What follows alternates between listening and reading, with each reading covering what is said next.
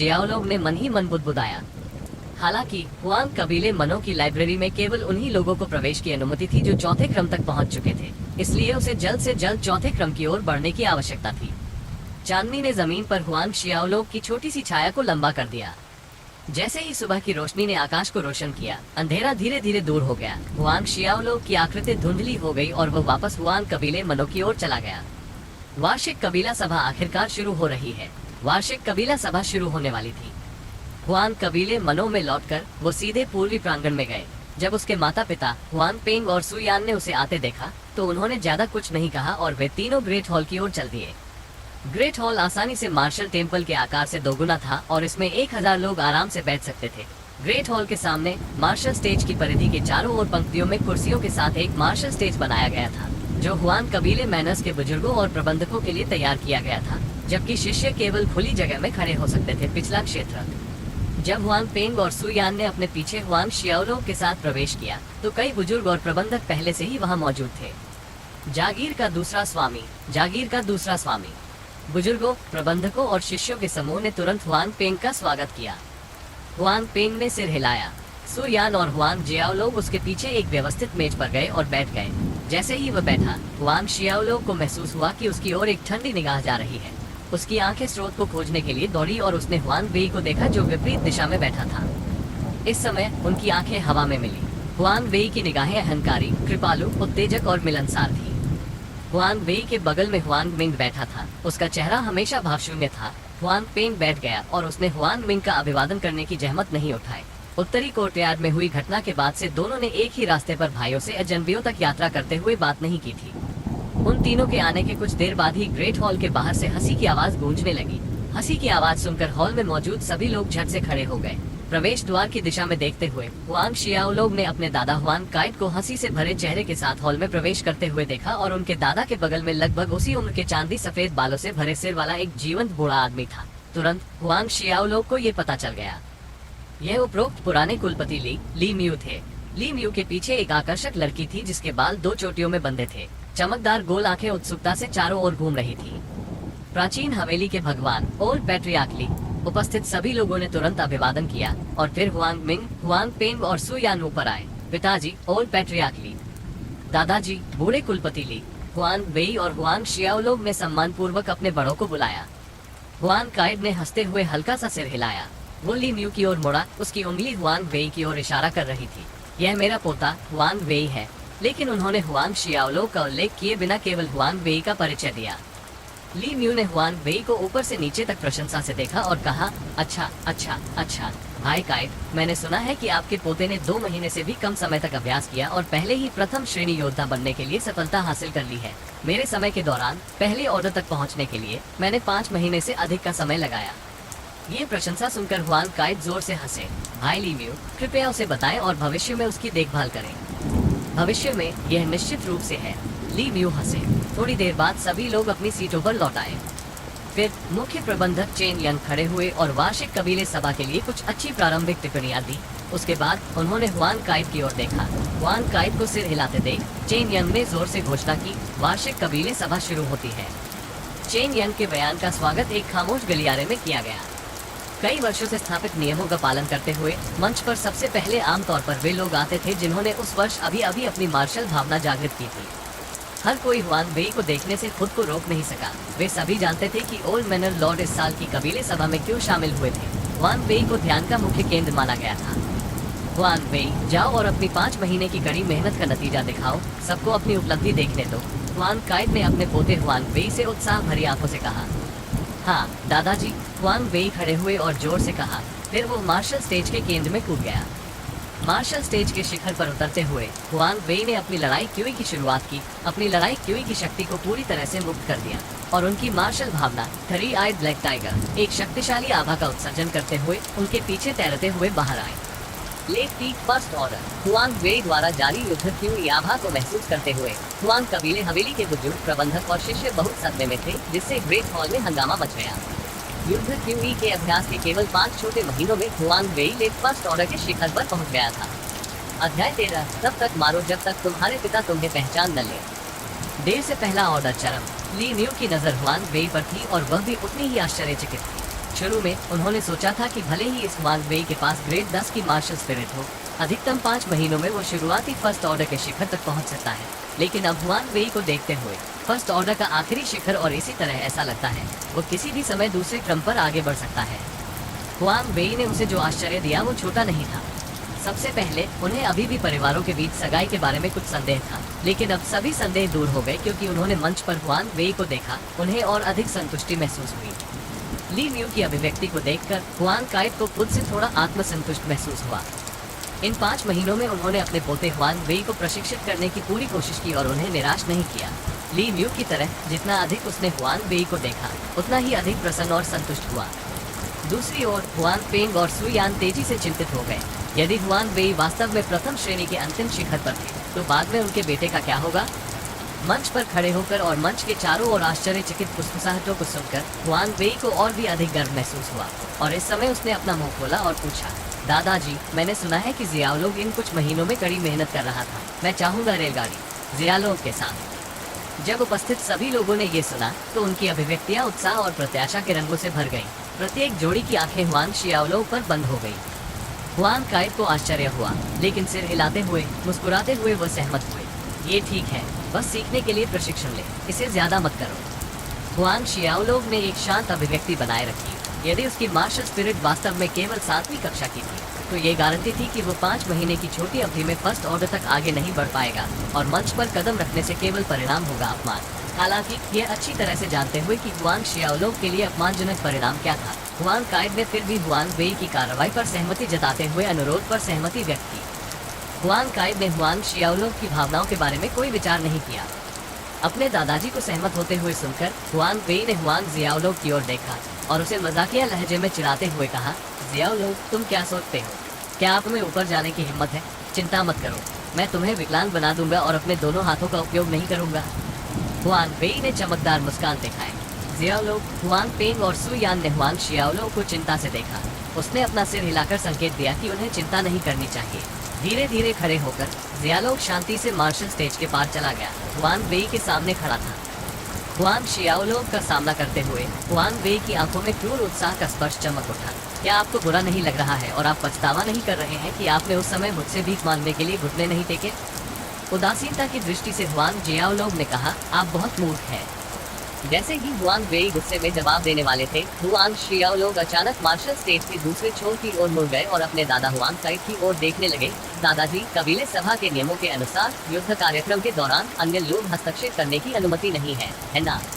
Huang kite एक पल के लिए शून्य हो गए। इस सवाल को पूछने में हुआंग शियाओलोग के उद्देश्य को समझ नहीं पाए।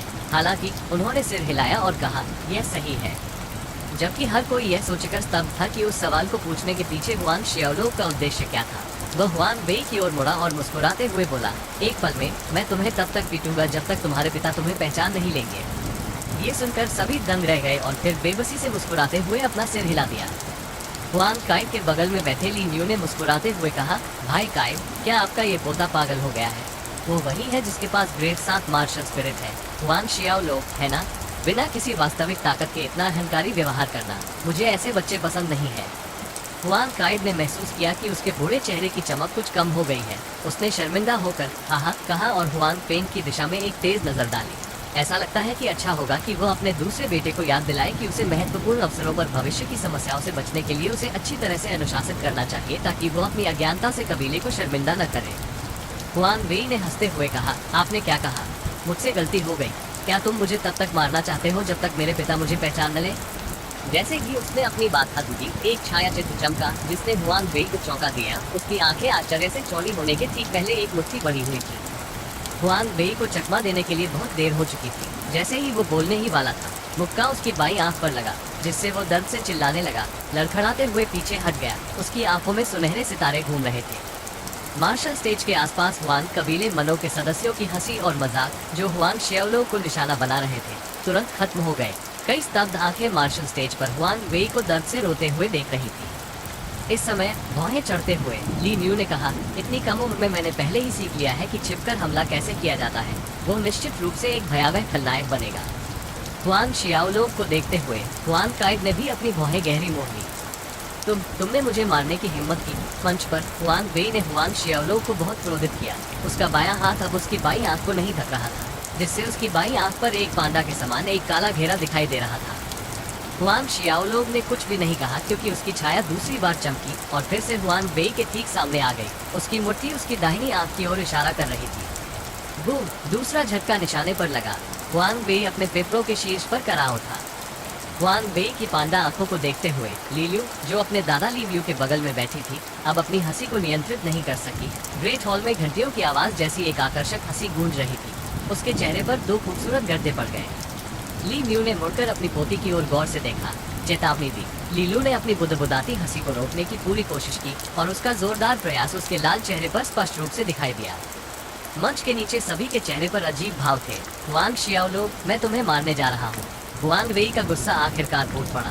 वो जोर से दहाड़ा, अपनी बैटल क्यूई निकाली और सीधे हुआंग शियाओलो की छाती पर मुक्का मारा। ये देखकर कि हुआंग वेई की मुट्ठी हुआंग शियाओलो की छाती पर गिरने वाली थी, हुआंग बेंग और सुयान के दिल की धड़कन रुक गई और उन्होंने जोर से कहा, चिंता। हुआंग वेई लेट फर्स्ट ऑर्डर के चरम पर है। अगर उनका एक मुक्का उनके बेटे के पतले शरीर पर पड़ता तो वो इसे कैसे झेल सकते थे। हालांकि मंच पर बैठे हुआंग काइड ने मंच पर कार्यक्रम को रोकने के लिए कुछ नहीं किया या कुछ कहा। उनके दृष्टिकोण से हुआंग वेई को हुआंग शियाओलो को सबक सिखाने की अनुमति देना एक अच्छी बात थी। जैसे ही हुआंग वेई की मुट्ठी हुआंग शियाओलो की छाती पर गिरने वाली थी, हुआंग शियाओलो का छायाचित्र अचानक गायब हो गया और हुआंग वेई के हमले से बच गया। तब अपने दाहिने हाथ से मुट्ठी बनाते हुए हुआंग शियाओलो ने हुआंग वेई की पीठ पर प्रहार करते हुए अपनी बैटल क्यूई जारी की। हुआंग वेई चिल्लाई और मंच पर औंधे मुंह गिर पड़ी। बाहरी लड़ाई क्यूई प्रक्षेपण, प्रथम क्रम का योद्धा। महान हॉल में हंगामा मच गया। हर कोई हुआंग शियाओलो को देखकर अवाक रह गया। इस पर विश्वास करना मुश्किल हो रहा था और इसमें हुआंग काइड, ली म्यू और हुआंग मिंग शामिल थे। 5 महीनों के भीतर हुआंग शियाओलो फर्स्ट ऑर्डर योद्धा तक पहुंचने में कामयाब रहा। अपमानित हुआंग वेई ने अपना शरीर ऊपर की ओर किया और रुक गए। उसका चेहरा गुस्से से लाल हो गया था। दूसरों के आश्चर्य की तुलना में उसका हृदय क्रोध से भर गया। खून से लाल आंखों के साथ वो अचानक हुआंग शियाओलो पर झपटा। उसका एकमात्र विचार हुआंग शियाओलो को पनगु बनाना था, यहाँ तक कि उसे पीट पीट कर मार डालना था। मरना। पागल हुआंग वेई को देखकर जो उसकी ओर बढ़ रहा था, हुआंग शियाओलो की उज्ज्वल आंखों में केवल शीतलता झलक रही थी। इस बार उसने चकमा देने की योजना नहीं बनाई। दोनों मुठियां उसकी छाती के सामने रखी और उसने देर से पहले क्रम की लड़ाई क्यूई को अधिकतम तक जारी किया। सबकी आंखों के ठीक सामने उसकी मुठियां सामने से जवाबी हमले में हुआंग वेई से टकराई। 4 मुठियां टकराती हैं, एक गगनभेदी धमाका ग्रेट हॉल में गूंज उठा। हुआंग वेई लड़खड़ा रहे थे, बार बार पीछे हट रहे थे, जबकि हुआंग शियाओलो ने पीछे हटने का नाटक किया। क्या ये देर से पहला ऑर्डर पी। हुआंग कबीले मनो के बुजुर्ग और प्रशासक, जो अभी तक हुआंग शियाओलो के फर्स्ट ऑर्डर की ओर आगे बढ़ने के सदमे से उबर नहीं पाए थे, अब अपनी सीटों से कूद पड़े। हुआंग काइड, ली म्यू और हुआंग मिंग भी सदमे में खड़े हो गए, अपनी छवि भूल गए। हुआंग पेंग और सुयान की आंखें लगभग आश्चर्य से बाहर गिर गईं। क्या आपके बेटे की खेती केवल प्रथम क्रम के मध्य में नहीं है? अगले ही पल हुआंग पेंग मन ही मन कड़वाहट से मुस्कुराया। इस लड़के ने इसे छुपाकर वास्तव में उसे बहुत कष्ट पहुंचाया। यहाँ तक कि उन्हें ये भी नहीं पता था कि उनका बेटा पहले ऑर्डर के अंत में पहले ही शीर्ष पर पहुंच चुका है। अध्याय 14। दूसरे क्रम का योद्धा, प्रथम आदेश का अंतिम शिखर। सुयान की अभिव्यक्ति हुआंग पेंग जैसी ही है, सिवाय इसके कि वो आश्चर्यचकित होने से ज्यादा खुश थी। मंच पर अपने बेटे को देखते हुए उसकी आंखें अचानक धुंधली हो गई। ये बच्चा। उनके चेहरे पर एक मुस्कान आ गई और आखिरकार उन्हें समझ में आ गया कि उनके बेटे का क्या मतलब था जब उन्होंने कहा कि चाहे कुछ भी हो जाए वो उन्हें निराश नहीं करेंगे। बाद में पता चला कि उनका बेटा पहले ही चरम पर पहुंच चुका था। पहला ऑर्डर। इसमें कोई आश्चर्य नहीं कि वो ऐसा व्यवहार कर रहा था मानो डरने की कोई बात ही नहीं है। हुआंग शियाओलो द्वारा अस्वीकार किए जाने के बाद आखिरकार हुआंग वेई को होश आया और उन्होंने गुस्से से हमला करना शुरू कर दिया। असंभव, ये संभव नहीं है, यह असंभव है। ऐसा कोई रास्ता नहीं है कि आप पहले ऑर्डर के अंतिम शिखर तक पहुंचने के लिए बहुत आगे बढ़ गए। उसके पास ग्रेड 10 की मार्शल स्पिरिट थी। वो स्वर्ग का पुत्र था और उसने 1000 साल पुराने लीरियन हॉटग्रास को ले लिया था। यह उल्लेख करने की आवश्यकता नहीं है कि उसने लेट फर्स्ट ऑर्डर के शिखर तक पहुंचने के लिए 5 महीने का कठिन प्रयास किया था। हुआंग जियाओलो के बारे में क्या? उसके पास केवल ग्रेड 7 की मार्शल स्पिरिट थी। हुआंग काइड, हुआंग मिंग और अन्य ने हुआंग वेई के समान ही सोचा। इस समय हुआंग पेंग हुआंग काइड के पास आए और समझाया, पिताजी, 4 महीने पहले जियालो को पीछे के पहाड़ की एक घाटी में यांग फल के 5 टुकड़े मिले थे। क्या यांग फ्रूट? हुआंग काइड और अन्य लोग बहुत आश्चर्यचकित हुए। हाँ, जियालो ने 3 टुकड़े निगल लिए और बाकी 2 सुयान और मुझे दे दिए गए। मैं अब छठे क्रम के अंत में चरम पर हूँ, हुआन पेंग ने कहा और छठे क्रम के अंत में चरम की अपनी लड़ाई क्यूई जारी की। खेती के लिए यांग फल के 3 टुकड़े निकले। हुआन काइड मंच पर हुआंग शियाओलो को देखकर अवाक रह गए क्योंकि शब्द उनके काम नहीं आ रहे थे। उपस्थित सभी लोगों को वास्तविक कारण के बारे में बताया गया कि कैसे हुआंग शियाओलो लेट फर्स्ट ऑर्डर के शिखर पर पहुंचा। यांग फल के 3 टुकड़े फल का प्रत्येक टुकड़ा लीरियन हॉट ग्रास के डंठल के बराबर था। मुझे उम्मीद नहीं थी कि जियालोग इतना भाग्यशाली होगा। यह अच्छी बात है, हुआन काइड ने एक अजीब सी हंसी भरी। यदि यांग फल के ये 3 टुकड़े हुआन वेई को दिए गए होते तो वह दूसरे क्रम में आगे बढ़ गया होता, हुआन काइड ने मन ही मन सोचा। यहाँ तक कि ली म्यू, जो हुआन काइड के बगल में बैठे थे, ने सोचा कि हुआंग शियाओलोग द्वारा यांग फल के 3 टुकड़े निगलने का कार्य घृणित था। धीरे धीरे सभी लोग सदमे से उबर गए और धीरे धीरे बैठ गए। मंच पर हुआन वेई ईर्ष्या से भरे हुए थे। उन्होंने हुआंग शियाओलोग को घूरते हुए कहा, मैं कहता हूँ तो आपने कुछ कुत्ते की किस्मत पर ठोकर खाई और यांग फल के 3 टुकड़े निगल लिए और इस तरह फर्स्ट ऑर्डर के अंतिम शिखर पर पहुँच गए। मुस्कुराते हुए हुआंग शियाओलोग ने कहा, तो कहने का मतलब ये है कि क्या आपके फर्स्ट ऑर्डर के देर से शिखर पर पहुंचने का कारण 1000 साल पुराना लीरियन हॉट ग्रास नहीं है। हुआंग वेई का चेहरा शर्मिंदगी से लाल हो गया और वो बिना किसी चेतावनी के हुआंग शियाओलोग पर एक और हमला करने के लिए आगे बढ़ा। हुआंग शियाओलोग ने इत्मीनान से अपनी मुठ्ठियां उठाई और सीधे हुआंग वेई की आने वाली मुट्ठी पर मुक्का मारा। तुरंत हुआंग वेई को पीछे धकेल दिया और फिर ऊपर उछलकर हुआंग वेई के पेट पर लात मारी। कुछ महीने पहले के झो जियोंग की तरह हुआंग वेई पके हुए झींगा के रूप में चिल्लाते हुए वापस उड़ गए। आखिरकार जमीन पर गिरने से पहले यह मंच से 7 या 8 मीटर की दूरी पर था। अपने पेट को पकड़ते हुए हुआंग वेई को ऐसा महसूस हुआ जैसे उसके सभी आंतरिक अंगों ने स्थिति बदल दी हो। अत्यधिक दर्द के कारण उसकी आंखों के कोने से आंसू बह रहे थे। हुआंग शियाओलोग ने हुआंग वेई से संपर्क किया और हंसते हुए कहा, 5 महीने पहले क्या आपने नहीं कहा था कि आप कबीले सभा के दौरान मेरी दोनों बाहों को अपंग कर देंगे? शब्द निकलते ही हुआंग वेई के चेहरे पर एक पैर पड़ा। हुआंग वेई की ओर से एक और दयनीय रोना आया, दोनों हाथों को लकवा मार गया। मुख्य मंच पर निराश हुआंग काइड अपने सबसे बड़े बेटे हुआंग मिंग की ओर देखने लगा क्योंकि वो इस मामले से अनजान था। अपने पिता की जिज्ञासु निगाहों से झिझकते हुए हुआंग मिंग ने छिपने की कोशिश करते हुए अपनी गर्दन सिकोड़ ली। इस समय हुआंग वेई की एक और दयनीय चीख निकल गई। देखने के लिए पीछे मुड़कर हुआंग काइड ने देखा कि हुआंग शियाओलोग हुआंग वेई के चेहरे पर दूसरा पैर मार रहा है। हुआंग शियाओलोग को रोकने के लिए अपना मुंह खोलते हुए उनके पोते ने आरएएन से पहले अपने मन में ये सवाल पूछा था कि क्या प्रशिक्षण कार्यक्रम के दौरान दूसरों को बीच में आने की अनुमति है। अनिच्छा से हुआंग काइड ने अपने दिल में कड़वाहट के निशान के साथ अपना मुंह बंद कर लिया। अंततः उन्हें अपने पोते के प्रश्न का उद्देश्य समझ में आ गया। कुल मिलाकर हुआंग शियाओलोग ने हुआंग वेई के चेहरे पर 3 बार लात मारी। हुआंग वेई की शक्ल, जिसे औसत से ऊपर माना जा सकता था, अंततः सुअर के सिर में बदल गई। जब देख रहे अपने बेटे को पहचान से परे पीटे जाने के बाद हुआंग मिंग ने अपनी मुठ्ठियां कसकर भींच ली। उसकी सामान्य अभिव्यक्तिहीन अभिव्यक्ति को क्रोध ने बदल दिया और उसकी आंखों में एक तेज ठंडी रोशनी चमक उठी। हुआंग शियाओलोग की लगातार 3 किक ने हुआंग वेई को एक पागल जानवर की तरह पागल कर दिया। जोर से दहाड़ते हुए उसके शरीर के चारों ओर लड़ाई क्यूई चिंताजनक रूप से बढ़ गई। हुआंग वेई के शरीर से एक अलग ही आभा निकल पड़ी। अचानक हुए इस बदलाव से हर कोई स्तब्ध रह गया और उनकी आंखें सदमे से बाहर निकल आई। अपने बेटे में अचानक बदलाव को महसूस करते हुए हुआंग मिंग की उग्र अभिव्यक्ति परमानंद में बदल गई। युवा लॉर्ड हुआंग वेई को एक सफलता मिली। दूसरा आदेश, ये दूसरे आदेश का माहौल है। हुआंग कबीले मनों के कुछ बुजुर्ग मदद नहीं कर सके लेकिन जोर से चिल्लाने लगे। दूसरा आदेश, हुआंग वेई के शरीर के चारों ओर युद्ध क्यूई की अचानक वृद्धि के साथ, जो अभी अभी दूसरे क्रम में पहुंचा था। हुआंग पेंग और सु यान एक बार फिर तनाव में थे। हुआंग वेई ने दूसरे आदेश को तोड़ दिया। क्या इसका मतलब ये है? अच्छा। हुआंग काइड अपने पोते हुआंग वेई को देखकर बहुत खुशी से चिल्लाया। इस वर्ष की कबीले सभा के दौरान हुआंग वेई अप्रत्याशित रूप से दूसरे क्रम में आगे बढ़े, वास्तव में एक सुखद आश्चर्य। कुछ कदम पीछे हटते हुए नवछेदित हुआंग वेई को देखते हुए हुआंग शियाओलोग भी इस सुखद आश्चर्य से थोड़ा आश्चर्यचकित हुआ।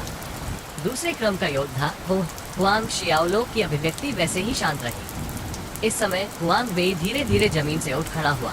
उनकी दोनों आंखें खून से लाल थी। हुआंग शियाओलोग को जानलेवा नजरों से देख रही थी। अपने शरीर के भीतर शक्ति की वृद्धि और युद्ध क्यूई को महसूस करते हुए हुआंग वेई ने प्रत्येक शब्द कहा, एक पल में मैं चाहता हूँ कि आप घुटनों के बल बैठे और मेरे पैर की उंगलियों को चाटें। केवल यही उसके पिछले अपमान और अपमान को मिटा सकता है। वास्तव में हुआंग शियाओलोग ने उदासीनता से जवाब दिया। गुस्से में चिल्लाते हुए हुआंग वेई एक पल में हुआंग शियाओलोग के सामने आ गया। दोनों मुठ्ठियां बैटल क्यूई से चमक उठी और हुआंग शियाओलोग की ओर प्रहार करने लगी। दूसरे क्रम पर आगे बढ़ने के बाद न केवल उसकी शक्ति बढ़ गई बल्कि उसकी गति भी बहुत बढ़ गई। अपने दिल को मुंह में लेकर हुआन पेंग और सुयान बीच में बोलने ही वाले थे कि अचानक हुआन शियाओलो, जो मंच पर खड़ा था, ने अपनी दोनों मुठ्ठियां उठा ली, क्योंकि युद्ध की हुई उसके चारों ओर घूम रही थी। एक बार फिर से टकरा रही थी, सीधे हुआन वेई की मुठ्ठियों के खिलाफ। बूम! जैसे ही हुआन वेई की आकृति वापस उड़ी, एक तेज आवाज गूंजी। क्या? असंभव! ये कैसे हो सकता है? दूसरे क्रम का योद्धा, दूसरे क्रम के योद्धा की युद्ध की हुई ऊर्जा। हुआन कबीले हवेली के वे बुजुर्ग और प्रबंधक जो कुछ देर पहले ही अपनी सीटों पर बैठे थे, एक बार फिर सदमे में खड़े हो गए। जब वे हुआन शियाओलो को चुपचाप घूर रहे थे, तो उनके चेहरे पर अविश्वास का भाव था। उनकी आंखें लगभग उनकी जेब से बाहर निकली हुई थी। हुआन काइड और ली म्यू दोनों भी खड़े हो गए। उनकी आंखों में अविश्वास स्पष्ट रूप से लिखा हुआ था। ये आखिर यह क्या है? क्या इस आदमी का भाग्य बहुत प्रबल नहीं है? हुआन काइड का सिर हुआन पेंग की दिशा में घूम गया, जबकि दोगुना आश्चर्यचकित हुआन पेंग ने मुस्कुराते हुए असहाय रूप से समझाया, पिताजी, इस बारे में मैं भी अंधेरे में हूँ। बेटा, अरे बेटा, उसके इस बेटे ने सचमुच उसे बहुत अधिक चिंता में डाल दिया है। उन्होंने कभी सपने में भी यह उम्मीद नहीं की थी कि उनके बेटे की असली ताकत पहले ऑर्डर के अंतिम शिखर पर नहीं, बल्कि दूसरे ऑर्डर पर होगी। दूसरा आदेश, दूसरा आदेश। जैसे ही उन्होंने अपने बेटे को मंच पर देखा, उनका शरीर उत्तेजना से कांपने लगा। इस समय उनके पास मंच पर दौड़ने और अपने बेटे को कसकर गले लगाने का आवेग है। हुआन पेंग के दिल में गर्व की लहर दौड़ गई। ये युवक जिसने केवल 5 महीने तक खेती की और दूसरे क्रम तक पहुंच गया, उसका बेटा हुआन पेंग का बेटा था। सुयान थोड़ी लाल आंखों के साथ वहीं खड़ी रही और उसकी अभिव्यक्ति उसके पति की तरह ही थी। नहीं, यह नहीं हो सकता, ये सच नहीं हो सकता, ये सच नहीं है। मंच पर हुआन वेई चिल्लाया जैसे कि वह पागल हो गया हो। हुआन शियाओलो को घूर रहा था, अपना सिर हिला रहा था। अध्याय 15। मेरे हाथ फिसल गए। हुआन वेई के पागलपन की हरकत को देखकर हुआन शियाओलो ने व्यंग्य किया और धीरे धीरे उसकी ओर चल दिया। जियालोग को पास आते देख हुआन वेई, जो पागलों की तरह बड़बड़ा रहा था और चिल्ला रहा था, अचानक रुक गया। जैसे ही वो अवचेतन रूप से पीछे हट गया, उसकी आंखों में डर उभर आया। हालांकि जैसे ही उसने हार स्वीकार करने के लिए अपना मुंह खोला, एक छाया धुंधली हो गई और हुआन शियाओलो की मुट्ठी सीधे उसके चेहरे पर लगी। हुआन वेई बुरी तरह चिल्लाया और अस्थिर रूप से लड़खड़ाया। लक्ष्य पर लगे शुरुआती हमले का फायदा उठाते हुए हुआन शियाओलो ने पास आकर एक और झटका दिया। कई हिट के बाद हुआन वेई पहले से ही भ्रमित और भटका हुआ था। ये बताने में असमर्थ था कि उत्तर, दक्षिण, पूर्व या पश्चिम कहाँ है। उसका चेहरा और भी बड़े सुअर के सिर में बदल गया। अपने बेटे के दयनीय अंत को देखकर मंच के नीचे हुआन मिंग अंततः इसे और सहन नहीं कर सका। वो अपने पिता हुआन काइड की ओर मुड़ा और विनती की, पिताजी, आप देख रहे हैं, क्या हमें नहीं करना चाहिए? एक पल के लिए झिझकते हुए हुआन काइड ने कहा, ये काफी है, जियालोग। अपने दादा हुआन काइड की आवाज सुनकर हुआन शियाओलोग ने उन्हें रिहा करने से पहले हुआन वेई पर अंतिम भारी प्रहार किया। आप, हुआन मिंग ने उसे गुस्से से देखा। हुआन मिंग के क्रोधित रूप को नजरअंदाज करते हुए हुआन शियाओलोग ने समझाया, चाचा, भतीजा फिसल गए, कृपया मुझे माफ कर दें। हाथ की गलती। विशालकाय सुअर के सिर में तब्दील हो चुके हुआन वेई को देखकर हर किसी के चेहरे पर एक अजीब सा भाव था। ली म्यू के बगल में बैठी ली लू अब अपनी हंसी नहीं रोक सकी और ग्रेट हॉल में दूसरी बार घंटी की आवाज जैसी हंसी गूंज उठी। मंच पर हुआन शियाओलोग को देखते ही हुआन काइड की भौहें सिकुड़ गई। उसका मुंह खुल गया, लेकिन उसे सही शब्द नहीं मिल सके। अंत में उसने कुछ नहीं कहा। वो देख सकता था कि हुआन शियाओलोग पहले से ही क्षमा कर रहा था और हुआन वेई की चोटें सिर्फ मांस के घाव थी। दूसरी ओर हुआन मिंग ने गुस्से में लगभग खून की उल्टी कर दी। इस समय हुआन वेई की आवाज ने सन्नाटे को दुख भरी सिसकियों में बदल दिया और वह लंगड़ाते हुए हुआन मिंग की ओर आया। पिताजी, उसने मुझे मारा, उसने वास्तव में मुझे मारा। उसकी उंगली हुआन शियाओलोग की ओर इशारा कर रही थी। उसके चेहरे से आंसू और धपकी अनियंत्रित रूप से बह रही थी। अंत में हुआन वेई सिर्फ 7 साल का बच्चा था, जिसे हुआन शियाओलोग ने इस बिंदु तक पीटा और एक ऐसे चेहरे के साथ समाप्त किया जो अब मानवीय नहीं दिखता था। हुआन कबीले मनो के बुजुर्गों और प्रशासकों ने अपना सिर हिलाया, जिससे हुआन मिंग को बेहद शर्मिंदगी महसूस हुई। हुआन वेई और हुआन शियाओलोग के बीच बहस का ये दौर हुआन वेई के सुअर के सिर की तरह दिखने के साथ समाप्त हुआ। सभा अन्य शिष्यों की प्रतिस्पर्धा की ओर आगे बढ़ी, लेकिन हुआन वेई और हुआन शियाओलोग के बीच लड़ाई के दौरान हुए उत्साह की तुलना में बाद की लड़ाई औसत दर्जे की थी। कुछ घंटों बाद वार्षिक कबीले सभा समाप्त हो गई। जब हर कोई चला गया तो उन्होंने अपने दिलों में लगातार आह भरी। इस साल की कबीले सभा का तथाकथित सितारा एक मजाक के रूप में समाप्त हो गया, जबकि हुआन शियाओलोग, जिस पर किसी ने ध्यान नहीं दिया, सबसे चमकदार उपस्थिति बन गया। उत्तर आंगन मुख्य हॉल में हुआन वेई ने उग्र रूप से दहाड़ते हुए कहा, अगर ऐसा नहीं होता तो हुआन शियाओलोग एक कुत्ते की गंदगी में भाग जाता है। भाग्य 3 यान फलों को निगल जाता है। सिर्फ उसकी मार्शल भावना की प्रतिभा के कारण ऐसा करने का कोई रास्ता नहीं है। दूसरे क्रम को तोड़ सकते हैं। मैं स्वीकार करने से इनकार करता हूँ।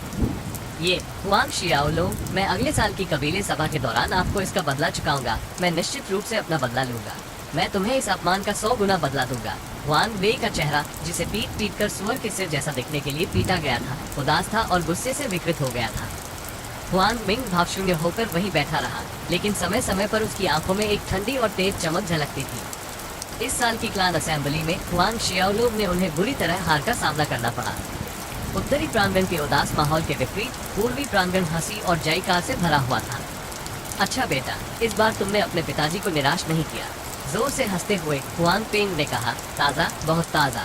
अपने बड़े भाई हुआंग मिंग के सामान्य भावहीन चेहरे पर उग्र भाव के बारे में सोचकर उसका दिल खुशी से भर गया। जियाओलोंग, आओ, माँ को तुम्हें ध्यान से देखने दो। सुयान ने हुआंग शियाओलो को अपने सामने खींच लिया, उसे सिर से पांव तक देखा और फिर मुस्कुराते हुए कहा, आपने हमें ये भी नहीं बताया कि आप दूसरे क्रम पर पहुंच गए हैं। आपने माँ और पिताजी को बहुत चिंतित कर दिया है। इतने लंबे समय तक आपका धन्यवाद। हुआंग शियाओलो को समझ नहीं आ रहा था कि क्या कहे, बस मुस्कुरा दिया। यदि उसके माता पिता को पता चला कि वो वास्तव में द्वितीय श्रेणी का योद्धा नहीं है, तो उन्हें आश्चर्य हुआ कि उनकी क्या प्रतिक्रिया होगी। लेकिन हुआंग शियाओलो ने अपनी ताकत को गुप्त रखने का फैसला किया। यदि उसकी तीसरे क्रम की लड़ाई की ताकत उजागर हो जाती, तो समस्याएं इतनी सरल नहीं होती। दूसरे क्रम की उनकी वर्तमान ताकत को 3 यान फलों का बहाना बनाकर समझाया जा सकता है, लेकिन तीसरे क्रम के अंत में एक शिखर संदेह और संदेह पैदा करेगा। और अगर दूसरों को पता चला कि उनकी मार्शल स्पिरिट वास्तव में एक शानदार मार्शल स्पिरिट थी, तो ये हुआंग कबीले की हवेली में नरसंहार की तबाही ला सकता है। पूर्वी मुख्य हॉल में कुछ समय तक अपने माता पिता द्वारा डांट खाने के बाद आखिरकार हुआंग शियाओलो को अपने छोटे से आंगन में लौटने की अनुमति दी गई। जैसे ही उसने प्रवेश किया, एक छोटी सी आकृति उसकी बाहों में आ गई। जियालोग चकमा नहीं दिया, लेकिन मुस्कुराया और कहा, छोटे आदमी, तुम इन 2 दिनों में कहाँ भाग गए थे? ये छोटी आकृति वायलेट डिवोरिंग स्पिरिट वानर निकली। आधा साल बीत चुका है, लेकिन छोटे वायलेट डिवोरिंग स्पिरिट ऐप के शरीर में कोई खास बदलाव नहीं आया, सिवाय इसके कि उसकी आंखें अधिक चतुर थी, पुतलियां चमकदार और चमकीली बर्फीली नीली थी। हा, छोटा बैंगनी बंदर हुआंग जियाओलो के कंधे पर खड़ा था, चिल्ला रहा था और इशारे कर रहा था। क्या आप कह रहे हैं कि आप चाहते हैं कि मैं आपके साथ पीछे के पहाड़ की यात्रा पर जाऊं? हुआंग शियाओलो ने पूछा। आधे साल तक इस छोटे बैंगनी बंदर के साथ रहने के कारण हुआंग शियाओलो आमतौर पर छोटे बंदर की शारीरिक भाषा को समझ सकता था। जब छोटे बंदर ने जोर से सिर हिलाया तो उसके चेहरे पर खुशी झलक गई। ठीक है, चलिए चलते हैं। हुआंग शियाओलो ने सहमति में अपना सिर हिलाया, क्योंकि अभी बहुत कुछ नहीं चल रहा था।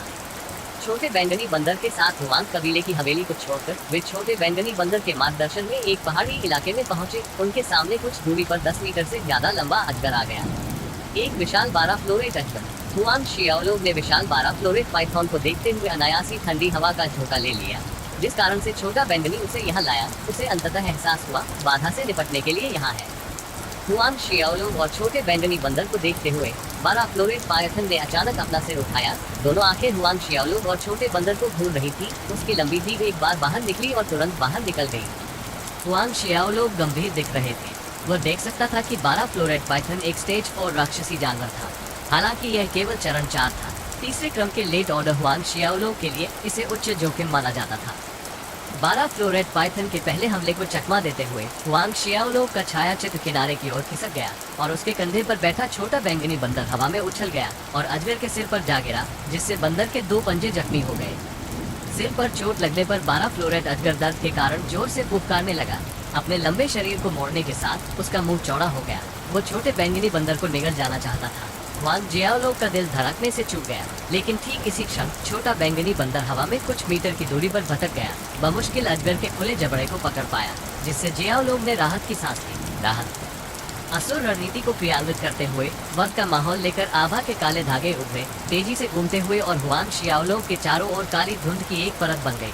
उसकी आंखें खून से लाल हो गई और बाल पूरी तरह से सफेद हो गए।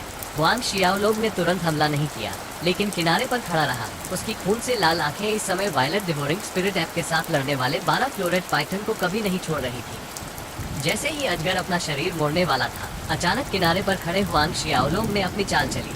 दूर से उसका शरीर उड़ते समय सूर्य के नीचे काले बादलों के समूह जैसा लग रहा था। जैसे ही वो 12 फ्लोरेट पाइथन के सिर के नीचे आया, अनजाने में उसके हाथों में असुर तलवारें दिखाई दी और उसके हाथों को हिलाने से प्रकाश की 2 काली किरणें गुजर गईं। उसके मुंह से चीख निकल गई। 12 फ्लावर पाइथन का सिर जमीन पर लुढ़कते ही ताज़ा खून गीजर की तरह फूटने लगा, जो कुछ ही क्षण बाद पूरी तरह बंद हो गया। उसकी आंखें और बाल धीरे धीरे अपनी मूल स्थिति में लौट आए और हुआंग शियाओलोग ने पत्तियों को अपनी बाहों में ले लिया और छोटे बैंगनी बंदर के पास से चला गया।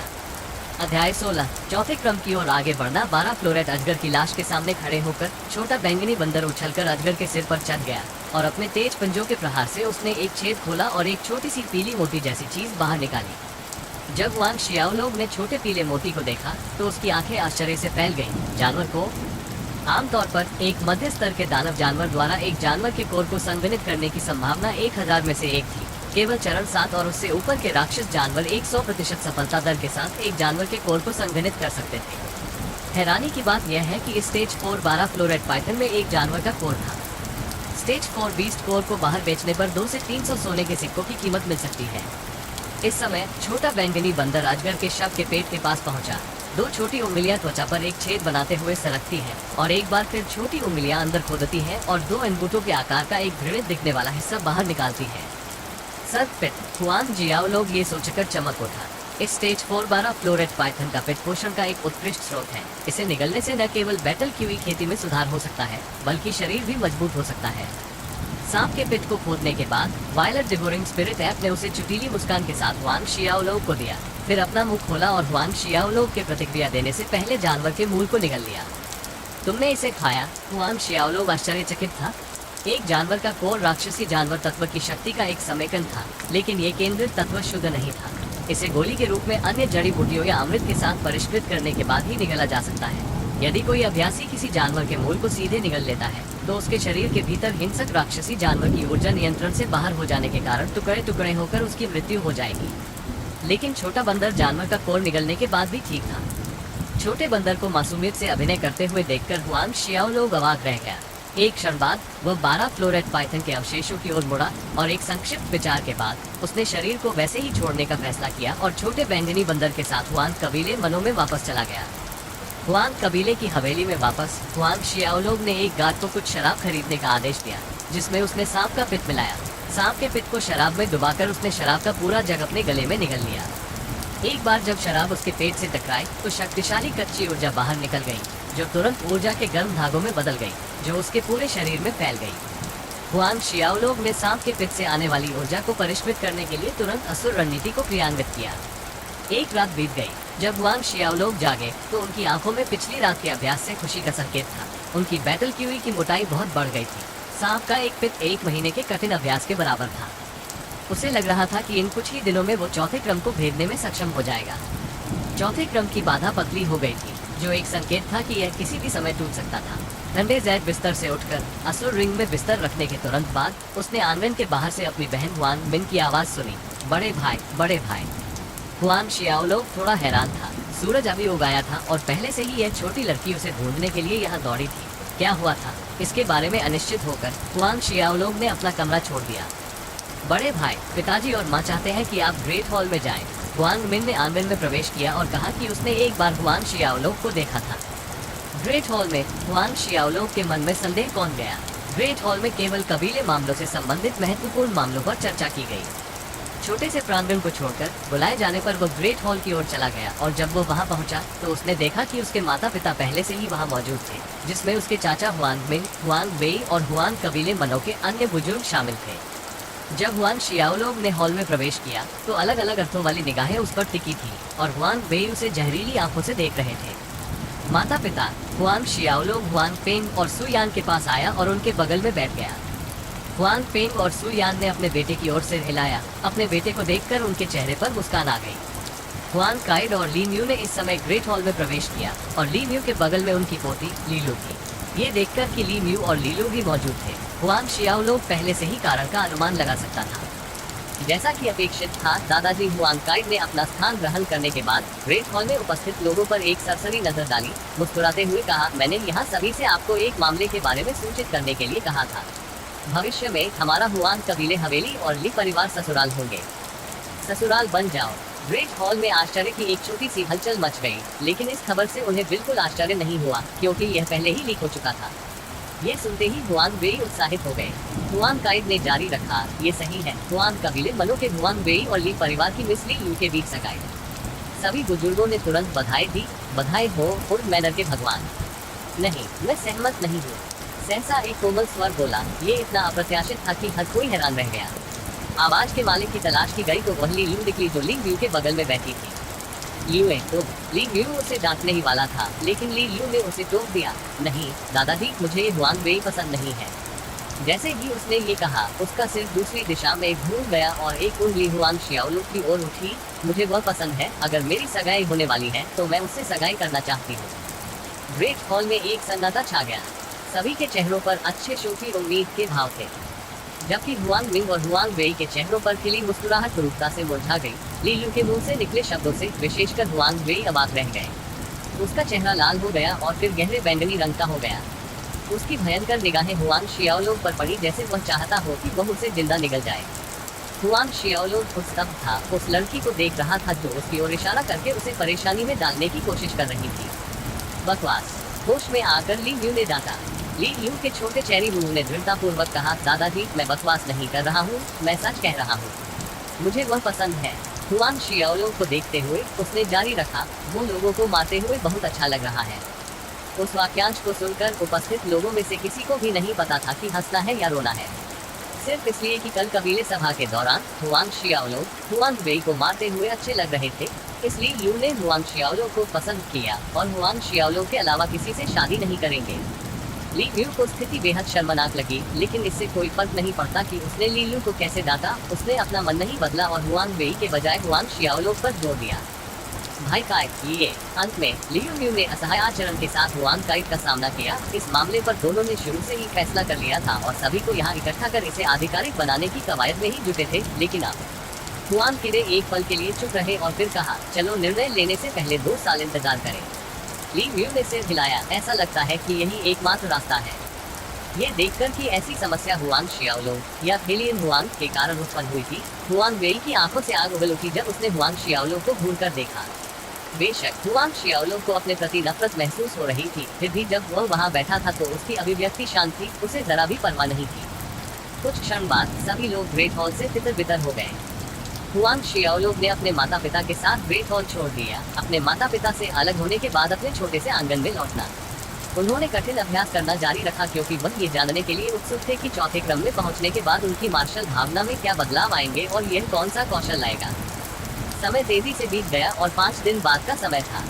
इस रात हुआंग शियाओलू ठंडे रेड बिस्तर पर क्रॉस लेग बैठा था। अंडरवर्ल्ड की आध्यात्मिक ऊर्जा के साथ असुर रणनीति को क्रियान्वित कर रहा था, जो एक अंतहीन झरने की तरह उसके ऊपर बह रही थी। 2 सिरों वाला सांप मार्शल स्पिरिट तेजी से अंडरवर्ल्ड की आध्यात्मिक ऊर्जा को निगल रहा था, क्योंकि अंडरवर्ल्ड की लड़ाई क्यूरी चौथे ऑर्डर बैरियर के खिलाफ बार बार अपने मेरिडियन में हिंसक रूप से दुर्घटनाग्रस्त हो रही थी। पिछले दूसरे क्रम और तीसरे क्रम की सफलताओं की तरह हुआंग शियाओलू अपनी लड़ाई क्यूई को प्रसारित करते हुए कायम रहा और दृढ़ रहा, और अंत में चौथे क्रम की बाधा टूट गई। छोटी दरारें बड़ी और बड़ी होती गई। चौथा आदेश अग्रिम। उसी क्षण वह चौथे क्रम को पार कर गया। हुआंग शियाओलू के पीछे 2 सिर वाले सांप मार्शल स्पिरिट ने अचानक काले और नीले रंग की चमकदार रोशनी उत्सर्जित की। अजगर के समान एक भेदी दहाड़, और फिर भी उसकी आवाज नहीं निकली। दरअसल 2 सिर वाला सांप सिर से लेकर पूंछ तक एक दूसरे से अलग हो गया। 2 अलग अलग सांप निकले, एक नीला सांप और एक काला सांप। गलत। सटीक रूप से नीला सांप और काला सांप नहीं, क्योंकि 2 भागों में विभाजित होने के बाद सांप के शरीर के नीचे 4 पंजे उगाए और नए तराजू मोटे हो गए, जो ड्रैगन तराजू की तरह दिखते थे। अध्याय 17। केवल हुआंग वेई ही प्रवेश करने जा रहा है। अपने पीछे विकसित मार्शल आत्माओं के परिवर्तनों को महसूस करते हुए हुआंग शियाओलू वास्तव में चौंक गया था। इसे 2 सिर वाला सांप मार्शल स्पिरिट कैसे कहा जा सकता है? ये बिल्कुल प्राइमोर्डियल डिवाइन ड्रैगन की दौड़ है। हालांकि जुड़वा दिव्य ड्रैगन, जुड़वा मार्शल स्पिरिट्स। हुआंग शियाओलू के दिमाग में एक विचार आया। उसे खुद इस पर विश्वास करने में परेशानी हो रही थी। मार्शल स्पिरिट वर्ल्ड में जुड़वा मार्शल स्पिरिट रखने वाले लोग बेहद दुर्लभ थे और प्रत्येक को स्वर्ग का गौरव माना जाता था। इसके अलावा हुआंग शियाओलू की जुड़वा मार्शल आत्माएं उत्कृष्ट प्रतिभा की मार्शल आत्माएं थी। हालांकि उसके पीछे की मार्शल भावना किसी प्राइमोर्डियल डिवाइन ड्रैगन से मिलती जुलती नहीं थी, तथापि ये पहली बार विकसित हुई थी। जब वह 7वें क्रम में पहुंचा तो उसकी मार्शल स्पिरिट अपने दूसरे परिवर्तन से गुजरेगी और उस समय उसकी मार्शल स्पिरिट वास्तव में एक प्राइमोर्डियल डिवाइन ड्रैगन बन जाएगी। प्रभाव के बाद हुआंग शियाओलू के दिल में उत्साह उमड़ पड़ा। उन्हें उम्मीद नहीं थी कि जिस मार्शल स्पिरिट विकास का वो इंतजार कर रहे थे वह इस तरह से तैयार किया जाएगा। उनकी मार्शल स्पिरिट वास्तव में एक उत्कृष्ट जुड़वा मार्शल स्पिरिट प्रतिभा बन गई। तो जागृत मार्शल आत्माओं की क्षमता क्या थी? वहाँ 2 है, वास्तव में वहाँ 2 है। विरासत की स्मृति काले और नीले जुड़वा ड्रैगन से हुआंग शियाओलोंग को हस्तांतरित की गई थी। आमतौर पर मार्शल आत्माएं जो पहले परिवर्तन से गुजरती थी, वे अपनी मार्शल स्पिरिट की विरासत में मिली स्मृति से केवल एक जन्मजात प्रतिभा कौशल को जागृत करती थी, और क्योंकि हुआंग शियाओलोंग के पास जुड़वा मार्शल स्पिरिट थी, इसलिए उन्होंने 2 जन्मजात कौशल प्राप्त किए। अपने दिमाग में विरासत की यादों को याद करते हुए हुआंग शियाओलोंग ठंडे रेड बिस्तर पर क्रॉस लेग करके बैठ गया। उसकी छाया अचानक धुंधली हो गई और वह कमरे से पूरी तरह गायब हो गया। लगभग 6 सांसों के बाद उसकी छाया ठंडे रेड बिस्तर पर फिर से दिखाई दी। ये हुआंग शियाओलोंग की मार्शल भावना का पहला जन्मजात कौशल था, अंतरिक्ष छिपाना। अंतरिक्ष का छिपाव, अंतरिक्ष और शून्यता के भीतर छिपाव, बिना छाया के, बिना रूप के, बिना निशान के। अदृश्य, ये क्षमता बहुत अद्भुत है। हुआंग शियाओलोंग की आंखों में एक चमक उठी। कल्पना कीजिए, अगर हुआंग शियाओलोंग एक तीव्र लड़ाई के बीच में अचानक गायब हो जाता है, चुपचाप प्रतिद्वंद्वी के पीछे छिप जाता है और घातक प्रहार करता है, जबकि प्रतिद्वंद्वी खुद को उससे बचाने में असमर्थ होता है। ये कौशल हत्या के लिए बिल्कुल उपयुक्त था। हालांकि हुआंग शियाओलोंग अभी केवल 6 सांसों तक ही छिप सकता था। जैसे जैसे वह मजबूत होता जाएगा, समय की अवधि उसकी ताकत की वृद्धि के समानांतर बढ़ती जाएगी। वह जितना मजबूत होगा, उतनी देर तक अंतरिक्ष में छिपा रह सकेगा। यदि पहली जन्मजात क्षमता अंतरिक्ष में छिपने की थी, तो दूसरी क्या थी? इसके बारे में सोचते हुए हुआंग शियाओलोंग का शरीर ठंडे रेड बिस्तर से बिना सोचे समझे तैरने लगा और उसके कमरे से उसके छोटे से आंगन की ओर तैरते हुए एक भूत की आकृति में बदल गया। दूसरी मार्शल स्पिरिट की जन्मजात क्षमता, फैंटम शैडो। दूसरे कौशल का परीक्षण करते समय हुआंग शियाओलोंग ने देखा कि उसकी गति उसकी सामान्य गति से लगभग 1/3 बढ़ गई थी। समान ताकत वाले प्रतिद्वंद्वी से लड़ते हुए जीत हासिल करने के लिए गति एक महत्वपूर्ण भूमिका निभाती है। दोनों मार्शल स्पिरिट की जन्मजात क्षमता के संयोजन से वह पूरी तरह से निडर हो सकता है। हुआंग शियाओलोंग ने गहरी सांस ली, जैसे कि गर्व सहित विभिन्न भावनाओं ने उसे भर दिया। उसके शरीर से एक प्रभावशाली आभा निकल रही थी। कुछ क्षण बाद उसकी भावनाओं का उफान धीरे धीरे शांत हो गया। अचानक हुआंग शियाओलोंग ने अपने हाथ झुलाते हुए हवा में छलांग लगा दी। एक के बाद एक इथरियल पाम के निशान रात के आकाश में सघन हो गए। इस बार टूटने के बाद उसे स्पष्ट रूप से महसूस हो रहा था कि उसकी चपलता दोगुनी हो गई है और उसके प्रत्येक हमले में उसकी मांसपेशियों की विस्फोटक शक्ति अधिक पूर्ण और तीव्र थी। ऐसा तब नहीं हुआ जब वह तीसरे क्रम में था। योद्धा के शुरुआती चरणों में पहले क्रम से तीसरे क्रम तक मेरिडियन में लड़ाई की पूरे शरीर की मांसपेशियों को मजबूत करती है, मांस को मजबूत, सघन और अधिक शक्तिशाली बनाने के लिए सख्त करती है। इसलिए चौथे क्रम में मध्याह्न रेखा में युद्ध क्यूई को परिष्कृत किया जाता है। न केवल मांसपेशियां बल्कि टेंडन भी। हुआंग शियाओलोंग की हथेली का एक निशान आधा मीटर बड़ी चट्टान से टकराया, जो जमीन पर गिरने से पहले छोटे आंगन के कोने में भूल गया था। रात की हवा चली और आधा मीटर बड़ी चट्टान धूल के मलबे में बिखर गई, जो छोटे आंगन के हर कोने में फैल गई। पहले क्रम से तीसरे क्रम तक प्रत्येक क्रम की उन्नति से व्यक्ति की ताकत में एक पत्थर की वृद्धि हुई और जैसे जैसे चौथा क्रम आगे बढ़ा, ताकत दोगुनी हो गई। वर्तमान में हुआंग शियाओलोंग के एक मुके में 6 पत्थर की ताकत थी। भोर करीब आ गई और नर्म धूप ने हुआंग शियाओलोंग की त्वचा को ऐसे सहलाया मानो उसके शरीर पर सुनहरे प्रभामंडल की एक परत हो। हुआंग शियाओलोंग अपने छोटे से आंगन में स्थिर खड़ा था, जिससे पूर्वी आंगन की दिशा में जाने से पहले सूरज की गर्मी उसके शरीर में भर गई। लेकिन जब वह पूर्वी आंगन के मुख्य हॉल में पहुंचा, तो उसके पिता हुआंग पेंग वहां नहीं थे, केवल उसकी मां सुयान। मैं दालान में था। क्या पिताजी ग्रेट हॉल गए थे? हुआंग शियाओलोंग ने हैरान होकर पूछा। सुयान ने सिर हिलाया और कहा, आज सुबह आपके दादाजी ने हुआंग मिंग को भी आने के लिए कहा और हवेली के बुजुर्गों को बुलाया गया। मुझे यकीन नहीं है कि वे क्या चर्चा कर रहे हैं। ये सुनकर हुआंग शियाओलोंग ने अपने पिता के लौटने तक इंतजार करने का फैसला किया। ग्रेट हॉल में हुआंग कायद मुख्य सीट पर बैठे और बोलने के लिए अपना मुंह खोलने से पहले उनकी नजरें उपस्थित सभी लोगों के चेहरों पर घूम गई। कल स्पिरिट पूल खुलेगा और हुआंग वेई को 1 महीने के लिए अंदर अभ्यास करने के लिए चुना गया है। ये सुनकर ग्रेट हॉल में मौजूद लोगों ने एक दूसरे को जानने वाली निगाहों से देखा और फिर हुआंग पेंग की प्रतिक्रिया की जांच करने के लिए चोर निगाहें चुराई। हुआंग काइद ने अपने हाथों से हुआंग कबीले बलों की स्थापना की, इसलिए किसी भी बुजुर्ग ने उन मामलों का खंडन करने की हिम्मत नहीं की जो उन्होंने भगवान के रूप में पहले ही तय कर लिए थे। कई वर्षों के डिफॉल्ट नियमों के अनुसार मार्शल स्पिरिट्स के जागरण के बाद स्पैरिंग इवेंट का विजेता 1 महीने के लिए अभ्यास करने के लिए स्पिरिट पूल में प्रवेश करने के लिए पात्र है। जाहिर है हुआंग शियाओलोंग विजेता था और इस बार उसे स्पिरिट पूल में प्रवेश करना चाहिए। जब हुआंग पेंग ने अपने पिता की घोषणा सुनी तो वह एक पल के लिए स्तब्ध रह गया। उसके दिल में गुस्सा भड़क उठा और वह गुस्से से उठ खड़ा हुआ। पिताजी, यह अनुचित है। इस वर्ष की कबीले सभा में स्पष्ट रूप से शियाओलोंग था जिसने हुआंग वेई को हराया था। स्पिरिट पूल कोटा इसके बजाय हुआंग वेई को क्यों जा रहा है? उद्धरण चिन्ह। हुआंग काइद थोड़ा शर्मिंदा था। उसे स्थिति के अन्याय का एहसास हुआ और न तो सही और न ही कारण उसके पक्ष में था। इसलिए वह अपने दूसरे बेटे के व्यवहार को फटकार नहीं सकता था। वह केवल असंबद्ध रूप से बड़बड़ा सकता था। हालांकि इस साल की विधानसभा डायलॉग ने हुआंग वेई पर जीत हासिल की। ये सिर्फ एक दिखावा था। प्रतिभा के मामले में उनकी तुलना करते हुए हुआंग वेई की प्रतिभा डायलॉग की तुलना में बहुत अधिक है। इस बार वह दूसरे क्रम को तोड़ने में सक्षम था क्योंकि उसने 3 यान फलों को निगल लिया था।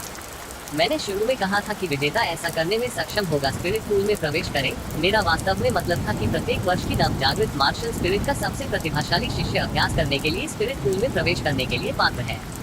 हुआन पेंग के भीतर के गुस्से को शांत करना इतना आसान नहीं था। उन्होंने अचानक हस्तक्षेप किया। मूर्खता! क्या केवल सबसे प्रतिभाशाली शिष्य ही अभ्यास करने के लिए स्पिरिट पूल में प्रवेश करने के पात्र है? इसका उल्लेख पहले क्यों नहीं किया गया? जियालों के जीतने और सबसे प्रतिभाशाली शिष्य बनने तक का इंतजार क्यों करें? उद्धरण चिन्ह। हुआन काइट झिझक रहे थे, समझ नहीं पा रहे थे कि कैसे प्रतिक्रिया दें। इस समय हुआन मिंग बोला, दूसरे भाई, क्या पिता हवेली के स्वामी ही आप हैं? आपके पास अभी भी माता पिता के निर्णय पर सवाल उठाने या टिप्पणी करने की योग्यता है। हुआन पेंग के हाथ मुट्ठियों में बंध गए और उसकी गुस्से भरी नजर हुआन मिंग पर पड़ी, लेकिन वह हुआन मिंग के शब्दों में सच्चाई का खंडन नहीं कर सका। दूसरा manner Lord, old manner Lord, जो निर्णय लेता है वह हुआन कबीले मैनर के लाभ के लिए होता है। बुजुर्ग जो हुआन ने अपना मुंह खोला। हर कोई जानता है कि यंग लॉर्ड शियाओलोग की प्रतिभा यंग लॉर्ड हुआन वेई से कहीं अधिक खराब है। यदि युवा लॉर्ड जियाओलोग अभ्यास करने के लिए स्पिरिट पूल में प्रवेश करता है तो वह केवल स्पिरिट पूल की शक्ति बर्बाद करेगा। उद्धरण चिन्ह। झू हुआन पर अपनी उंगली से इशारा करते हुए हुआन पिंग ने गरजते हुए कहा, अपने कुत्ते का मुंह बंद करो, ये तुम्हारे लिए बात करने की जगह नहीं है। झू हुआन घबरा गया और उसका चेहरा गहरा लाल हो गया और कोई दूसरा शब्द बोलने की हिम्मत नहीं कर रहा था। एक क्षण बाद अपने गुस्से को बलपूर्वक दबाते हुए हुआन पिंग ने हुआन काइट की ओर देखा। ठीक है पिताजी, चूंकि आपने कहा था कि इस बार यह एक अस्थायी घटना थी, क्या होगा अगर अगले साल की सभा के दौरान जियाओलोग अभी भी हुआन वेई से पहले हो? हुआन काइट हैरान था। आपकी राय में अगले साल की कबीले सभा के दौरान क्या जियाओलोग को फिर से कुत्ते जैसी किस्मत मिलेगी? हुआन मिंग ने कहा, ठीक है, अगर अगले साल की कबीले सभा के दौरान शियाओलोग फिर से जीतता है तो मैं आपको 100 बैटल क्यूईडान का मुआवजा दूंगा और आपसे माफी मांगूंगा। क्यूईडान की 100 बटालियन स्पिरिट पूल में 1 महीने के अभ्यास के बराबर थी। अच्छा, हुआन पेंग ने हुआन मिंग को देखा। याद रखें कि आपने आज क्या कहा था। इस वाक्य को छोड़ते हुए हुआन पेंग मुड़े और ग्रेट हॉल से बाहर चले गए। जाने से पहले हुआन काइट का अभिवादन करने की जहमत नहीं उठाई। अध्याय 18 युद्ध कौशल प्रशिक्षण। हुआन मिंग ने अपने दिल में व्यंग्य किया जब उसने हुआन पेंग को मुड़ते और दूर जाते देखा। स्वाभाविक रूप से उन्हें विश्वास नहीं था कि हुआन शियाओलोग को एक और अविश्वसनीय कुत्ते की गंदगी का सामना करना पड़ेगा जो उन्हें अगले साल की क्लान असेंबली में अपने बेटे को दूसरी बार हराने में मदद कर सकता है। इसलिए बैटल क्यूईडान के तथाकथित 100 टुकड़े मूल रूप से धुआं पकड़ रहे थे। बिल्कुल असंभव। ग्रेट हॉल के अंदर बुजुर्गों ने एक दूसरे को गुप्त रूप से देखा। किसी ने भी बोलने की हिम्मत नहीं की। इस समय हुआन शियाओलोग पूरी आंगन में इंतजार कर रहा था और हुआन पेंग के खराब मूड में लौटने से पहले वह मुश्किल से बैठा था। पिताजी, क्या हुआ? हुआन शियाओलोग ने पूछा। सु यान भी अपनी कुर्सी से खड़ा हुआ और हुआन पेंग की ओर चला गया। जब हुआन पेंग ने अपने बेटे की ओर देखा तो अपराधबोध की भावना घर कर गई, लेकिन वह सीधे मुख्य हॉल में चला गया और बिना कुछ कहे बैठ गया। सिर नीचा होने से उसके दिल का गुस्सा कम होने के बजाय और भी भड़क गया। ये सरासर उत्पीड़न है, घोर उत्पीड़न। बिग ब्रदर हुआन मिंग की चिढ़ाने और हुआन वेई के प्रति अपने पिता के पक्षपात को याद करते हुए हुआन पेंग गुस्से में चिल्लाने से खुद को रोक नहीं सका। एक हथेली उसके बगल वाली कुर्सी से टकराई जिससे वह टुकड़े टुकड़े हो गई। हुआन पेंग की अचानक हिंसक कार्रवाई से सु यान भयभीत हो गई थी। पेंग जी, क्या गलत है? क्या हुआ? सु यान ने उत्सुकता से पूछा। हुआन पेंग ने अपना सिर उठाया और अपनी पत्नी सु यान और बेटे की ओर देखा। जैसे जैसे वह अपने दिल के अंदर आह भरता गया, उसे महसूस होने वाला अपराधबोध और भी भारी होता गया। अंत में हुआन पेंग ने बताया कि पहले ग्रेट हॉल में क्या हुआ था और जब वह उस हिस्से में पहुंचा जहां हुआन काइट ने आध्यात्मिक पूल में प्रवेश करने के लिए हुआन वेई को शुल्क दिया था, जो हुआन शियाओलोग का माना जाता था, तो उसका गुस्सा भड़क गया। दोबारा उसकी एक हथेली पास की दूसरी कुर्सी से टकरा गई। मेरे पिता की कार्रवाई बिल्कुल पक्षपातपूर्ण थी। उनकी नजर में केवल हुआन वेई ही उनका पोता है। जब सु यान ने सब कुछ सुना तो उसकी बादाम के आकार की आंखें गुस्से से चौड़ी हो गई और उसने गुस्से से कहा, क्या आप अभी भी हमारे शियाओलोग को अपना पोता मानते हैं? हुआन शियाओलोग ने कुछ नहीं कहा, लेकिन मन ही मन हंसे। हालांकि उन्होंने कुछ दिन पहले कबीले सभा के दौरान हुआन वेई को हराया था और अपनी दूसरी ऑर्डर ताकत का खुलासा किया था। ऐसा लग रहा था कि उनके दादा हुआन काइट को वास्तव में उनकी थोड़ी भी परवाह नहीं थी। संभवतः दादाजी हुआंग काई की नजर में तथ्य यह है कि वह दूसरे क्रम के योद्धा के रूप में आगे बढ़ सके, ये काफी हद तक कुछ कुत्ते की किस्मत के कारण था और इसकी तुलना हुआंग वेई अस्तित्वहीन की उपलब्धि से नहीं की जा सकती। और जो हुआंग ने हमारे शियाओलों को नीची दृष्टि से देखने का साहस किया, यहाँ तक कि यह कहने का साहस किया कि यदि वह है जिसे प्रवेश करना होगा तो हमारा शियाओलोग आध्यात्मिक कुल की शक्ति को बर्बाद कर देगा। सु यांग गर्मजोशी से जारी रखता है, ये कुत्ते के आकार का गुलाम अगर हुआंग मिंग उसका समर्थन नहीं करता तो वह ऐसे शब्द बोलने की हिम्मत नहीं करता। हालांकि जो हुआंग कबीले हवेली का एक बुजुर्ग था, लेकिन उसकी विशेषाधिकार प्राप्त स्थिति और अधिकार कुलीन रक्षकों की तुलना में थोड़ा ही अधिक था। दिन के अंत में वह अभी भी दिल से गुलाम था। लोग पिताजी को माफ कर दो। हुआंग पिंग की आवाज धीमी थी क्योंकि वह अपराध बोध से ग्रस्त अपने बेटे से माफी मांग रहा था। ये सब इसलिए है क्योंकि पिताजी बेकार हैं। न केवल मैंने स्पिरिट पूल में प्रवेश करने के लिए आपकी जगह खो दी, बल्कि मैंने इसे हुआंग वेई से भी खो दिया। जब हुआंग शियाओलोग ने ये सुना तो वह उदासीनता से मुस्कुराया, पिताजी माँ चिंता मत करो। अगले साल की कबीले सभा में मैं न केवल हुआंग वेई को तब तक हराऊंगा जब तक उसके पिता उसे पहचान नहीं लेते, बल्कि मैं उसे तब तक मारूंगा जब तक कि दादाजी उसे पहचान नहीं लेते। उद्धरण चिन्ह। चूंकि दादाजी हुआंग काइड अपने प्यारे पोते हुआंग वेई को बहुत महत्व देते हैं, तो यह ग्रेड 7 मार्शल स्पिरिट पोता अपने दादाजी को दिखाएगा कि उसके कुत्ते की किस्मत और भी बेहतर और बेहतर होती जा रही है, पहले से कहीं ज्यादा मजबूत। कभी नहीं, न केवल अगले साल की कबीले सभा के दौरान, बल्कि हर साल की सभा में वह हुआंग वेई को एक सुपर जिद्दी व्यक्ति के रूप में पुनर्निर्मित करेगा। हुआंग पिंग और सु यांग ने सोचा कि उनका बेटा उन्हें सांत्वना देने की कोशिश कर रहा था, चाहता था कि वे चिंता न करें, जिससे हुआंग पिंग की अपराध भावना बढ़ गई। इस विचार के तहत कि उनका बेटा केवल 7वीं कक्षा की मार्शल स्पिरिट प्रतिभा वाला था, समय बीतने के साथ उसके और हुआंग वेई के बीच का अंतर सामने आ जाएगा। 1 वर्ष के भीतर हुआंग वेई तीसरे क्रम की ओर बढ़ सकता है, शायद इससे भी अधिक। हालांकि उनका बेटा, जिसके पास केवल ग्रेड 7 मार्शल स्पिरिट है, उसके बेटे को दूसरे ऑर्डर से तीसरे ऑर्डर तक पहुंचने के लिए कम से कम 2 साल की आवश्यकता होगी। अगले साल की कबीले सभा में क्या उनका बेटा हुआंग वेई को हरा पाएगा? जब तक उसका बेटा यांगफल या इसी तरह के अमृत के 3 और टुकड़े निगलने के लिए पर्याप्त भाग्यशाली नहीं था, अन्यथा। हुआंग पिंग ने आह भरी, क्या उसका बेटा इतना भाग्यशाली होगा कि उसे दूसरी बार यांगफल जैसे अमृत का सामना करना पड़ा? अपने माता पिता के चेहरे के भाव देखकर हुआंग शियाओलोग ने अनुमान लगाया कि उसके माता पिता अगले साल हुआंग वेई को हराने को लेकर आशावादी नहीं थे। पिताजी, माँ, मैं कुछ समय के लिए पीछे के पहाड़ों में प्रशिक्षण लेने की योजना बना रहा हूँ। हुआंग शियाओलोग ने एक पल सोचने के बाद कहा। इस व्यवस्था ने उन्हें बॉडी मेटामॉर्फोज शास्त्रों का आसानी से अभ्यास करने की अनुमति दी। हर समय आगे पीछे दौड़ना वास्तव में असुविधाजनक था। इसके अलावा फिलहाल हुआंग शियाओलोग नहीं चाहते थे कि असुर रणनीति का खुलासा हो। नहीं, जैसे ही शब्द हुआंग शियाओलोग के होठों से निकले, सु यांग ने बिना सोचे समझे जबरदस्ती विरोध किया। हुआंग पिंग ने भी मना लिया, शियाओलोग, मुझे पता है कि आप पीछे के पहाड़ पर जा रहे हैं ताकि आप शांति से अभ्यास कर सकें, लेकिन आपकी ताकत केवल दूसरे क्रम की है, ये बहुत खतरनाक है। हुआंग शियाओलोग को उम्मीद थी कि उसके पिता आपत्ति करेंगे। अंततः उनकी नज़र में वह सिर्फ 7 साल का बच्चा था। कोई भी माता पिता स्वेच्छा से 7 साल के बच्चे को केवल प्रशिक्षण प्राप्त करने के लिए घर की सुरक्षा छोड़ने की अनुमति नहीं देगा। पिताजी, माँ, मैं केवल पीछे के पहाड़ के बाहरी किनारे पर रहूंगा, जब तक मैं गहरे हिस्सों में प्रवेश नहीं कर लेता कोई खतरा नहीं है। हुआंग शियाओलोग ने फिर कोशिश की, आपको चिंता करने की जरूरत नहीं है। लेकिन हुआंग शियाओलोग ने उन्हें समझाने के लिए जो कहा, उसके बावजूद हुआंग पिंग और सु यांग ने उसे सख्ती से खारिज कर दिया। क्या होगा अगर मैं अगले साल हुआंग वेई को हरा सकूं? हुआंग शियाओलोग ने अपना आखिरी तिनका जारी किया, अपनी चाल बदलते हुए पूछा। हुआंग वेई को हराए? उन दोनों ने हुआंग शियाओलोग की ओर देखा। यदि आप अगले साल के प्रशिक्षण कार्यक्रम में हुआंग वेई को हराने में सक्षम हैं, तो मैं आपको पीछे के पहाड़ पर अभ्यास करने की अनुमति दूंगा। हुआंग पिंग अंततः विचार करने के बाद गंभीर स्वर में सहमत हुए। अगले साल हुआंग वेई को हराने के बाद हम इस पर फिर से चर्चा कर सकते हैं। ठीक है, हुआंग शियाओलोग सहमत हुए। चूंकि इससे बचने का कोई रास्ता नहीं है, इसलिए वह केवल 1 साल इंतजार कर सकता था।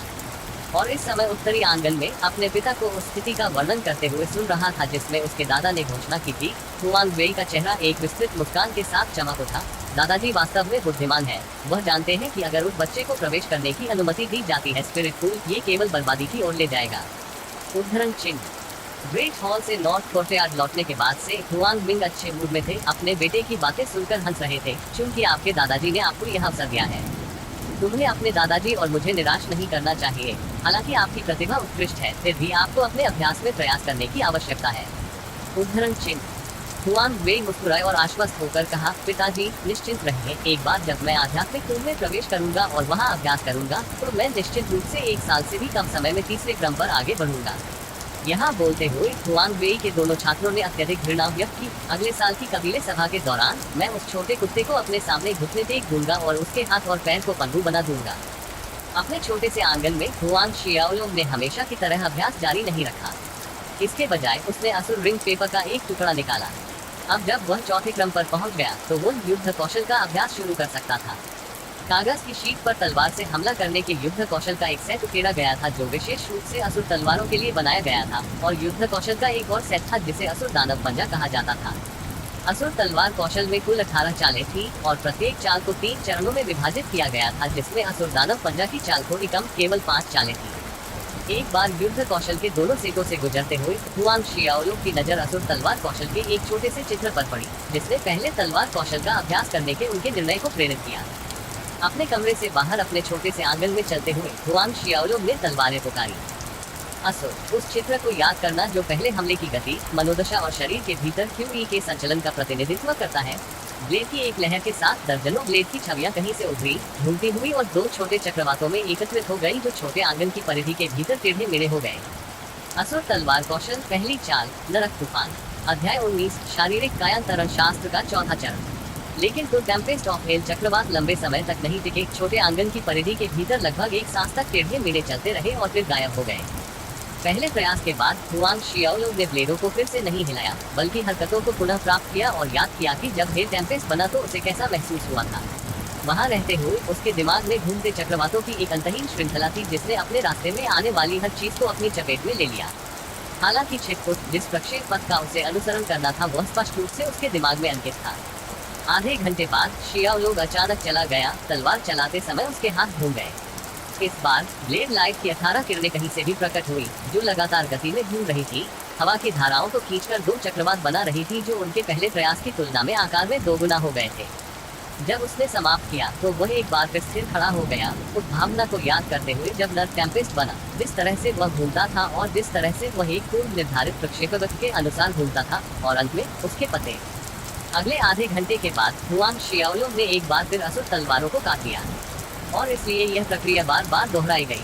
हर बार जब वह हमला करता तो वह मूर्ति की तरह स्थिर खड़ा रहता, दोबारा हमला करने से पहले चाल का सार समझ लेता।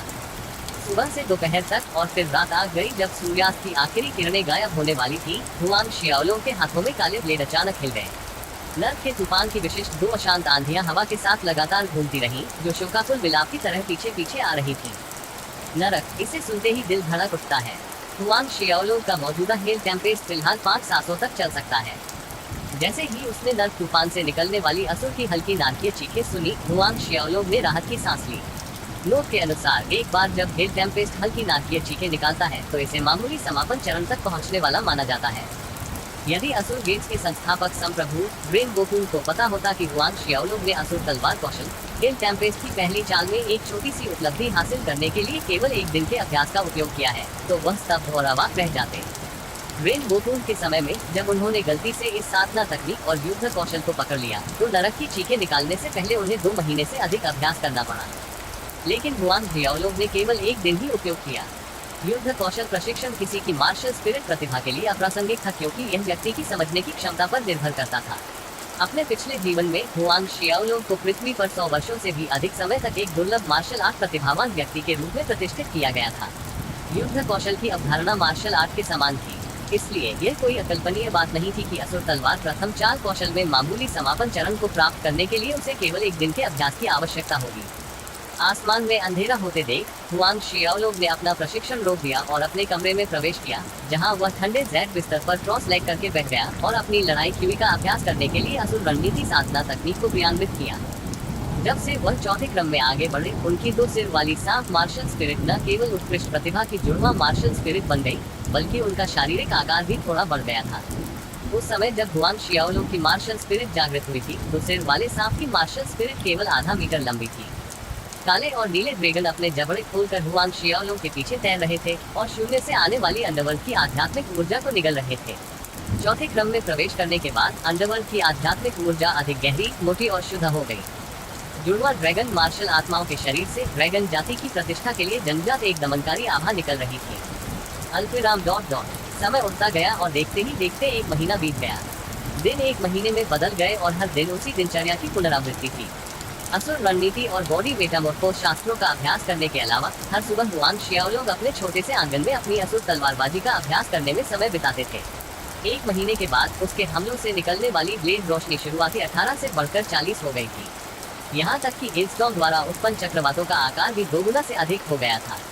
एक रात हुआंग शियाओलोग हिल टेम्पेस्ट चाल की शक्ति का परीक्षण करने की इच्छा से पीछे के पहाड़ पर गया। असुर तलवारों को अपनी हथेलियों में पकड़कर वह धुआं और हवा के 2 भंवर उड़ते नजर आए। जब टेम्पेस्ट से बने 2 चक्रवात नर्क घूम रहा था, 30 मीटर के दायरे में सभी पेड़ काट दिए गए थे और इन गिरे हुए पेड़ों के तनों पर कई कटों के स्पष्ट निशान थे, जैसे कि किसी ने तलवार से इन पेड़ों पर अपना गुस्सा निकाला हो। जमीन पर बिखरे लकड़ी के टूटे हुए टुकड़ों को देखकर हुआंग शियाओलोग ने संतुष्टि में अपना सिर हिलाया। असुर तलवार कौशल की आक्रमण शक्ति काफी दुर्जय थी। कम से कम उसके पिछले जीवन से विरासत में मिली तलवार कौशल शैतान की तलवार से बहुत अधिक मजबूत थी। हालांकि इस गति से उसे इस हेलस्टॉर्म चाल के मुख्य समापन चरण तक पहुंचने से पहले कम से कम 6 महीने की आवश्यकता होगी। हुआंग शियाओलोग ने मन ही मन सोचा। भले ही हिल टेम्पेस्ट का उपयोग करते समय केवल 1 महीने के कठिन अभ्यास के बाद उनका परिणाम काफी अनुकूल था, उस नोट में वर्णित की तुलना में इस कदम के बारे में उनकी समझ और जिस शक्ति को वह प्रकट करने में कामयाब रहे, वह अभी भी एक महत्वपूर्ण समापन तक पहुंचने से बहुत दूर थी। प्राकृतिक दृश्य। एक बार जब वह उस चरण में आगे बढ़ गया तो हिल टेम्पेस्ट से उत्पन्न 2 चक्रवात उसकी इच्छा के अनुसार दिशा बदल सकते थे। पिछले पहाड़ पर अभ्यास करने में कुछ समय बिताने के बाद हुआंग शियाओलोग ने धीरे धीरे अपने मूड और स्थिति को समायोजित किया। अपने पैरों को फैलाकर, दोनों हाथों को अपने सिर के ऊपर फैलाकर वह दुनिया की आध्यात्मिक ऊर्जा को अवशोषित कर रहा था, इसे आंतरिक शक्ति में परिवर्तित कर रहा था। धीरे धीरे हुआंग शियाओलोग के डेंटियन के भीतर और अधिक जमा हो गया। बॉडी मेटामॉर्फोज स्क्रिप्चर प्रशिक्षण मुद्रा में प्रवेश करने के कुछ क्षण बाद हुआंग शियाओलोग ने अचानक अपने डेंटियन से चमकदार सुनहरी रोशनी की चमक देखी। इसके बाद उसका शरीर सुनहरी रोशनी में लिपटा हुआ था। उसके चारों ओर की हवा चारों दिशाओं में बाहर की ओर तरंगित हो रही थी, क्योंकि उसके शरीर से एक आंतरिक शक्ति टूट पड़ी थी। धीरे धीरे हुआंग शियाओलोग ने अपनी हथेली वापस पा ली और रात के लिए अपना प्रशिक्षण बंद कर दिया। जैसे ही उसने स्टेज 3 की आंतरिक शक्ति को अपने शिरोबिंदु के साथ प्रसारित किया, उसकी आंखें चौड़ी हो गईं। उन्हें और भी अधिक विस्तारित करना। इसके साथ वह जल्द ही स्टेज 4 मेटामॉर्फोजिंग स्क्रिप्चर्स द्वारा बॉडी स्टार पावर को परिवर्तित करने का प्रशिक्षण ले सकेंगे। स्टेज 4 के निर्देशों को याद करते हुए हुआंग शियाओलोग के दाहिने पैर ने उसके बाएं पैर की ओर एक कदम बढ़ाया, जबकि उसके बाएं पैर ने भी ऐसा ही किया। उनका निचला शरीर घुटनों के बल आगे की ओर झुका हुआ था और उनका बायां हाथ उनके सिर के ऊपर आकाश की ओर था। इस मुद्रा में हुआंग शियाओलोग ने एक निश्चित नियम का पालन करते हुए अपनी सांस को समायोजित किया। लय, स्वर्ग और पृथ्वी की आध्यात्मिक ऊर्जा एक बार फिर उसके शरीर में समाहित होकर उसकी ओर दौड़ पड़ी। रात शांति से बीती। केवल तभी जब आसमान चमक उठा, हुआंग शियाओलोग ने अपना बायां हाथ नीचे किया और एक कदम पीछे हटकर अपना बॉडी मेटामॉर्फोज स्क्रिप्चर प्रशिक्षण समाप्त कर दिया। मुंह में गंदी क्यूरी छोड़ने के बाद उसने हुआंग कबीले हवेली में लौटने से पहले अभ्यास के रूप में कुछ ईथर हथेलियों पर प्रहार किया। जब वह हुआंग कबीले मनो पहुंचे, तब तक सूरज पहले ही आसमान में चढ़ चुका था। अस्पष्ट कदमों के साथ हुआंग शियाओलोग पूर्वी प्रांगण के मुख्य हॉल की ओर बढ़ा। हॉल में प्रवेश करते हुए उन्होंने देखा कि हुआंग पेंग और सू यान दोनों मौजूद थे। हालांकि हॉल में माहौल कुछ ठीक नहीं लग रहा था, इसलिए हुआंग शियाओलोग मदद नहीं कर सके, लेकिन पूछने लगे, पिताजी वहाँ क्या गड़बड़ है? उद्धरण चिन्ह। हुआंग वे आत्मा तालाब से बाहर आ गया है, हुआंग पेंग ने अपने बेटे की ओर देखते हुए कहा, और उसकी आवाज कुछ कमजोर लग रही थी। मैंने सुना है कि वह दूसरे क्रम की शुरुआत में चरम पर पहुंच गया था। केवल इसी क्षण हुआंग शियाओलोग को याद आया कि आध्यात्मिक फूल खुले हुए 1 महीना हो गया था। दूसरे ऑर्डर की शुरुआत में चरम। ऐसा लगता है कि स्पिरिट फूल में 1 महीने के अभ्यास का परिणाम बुरा नहीं था।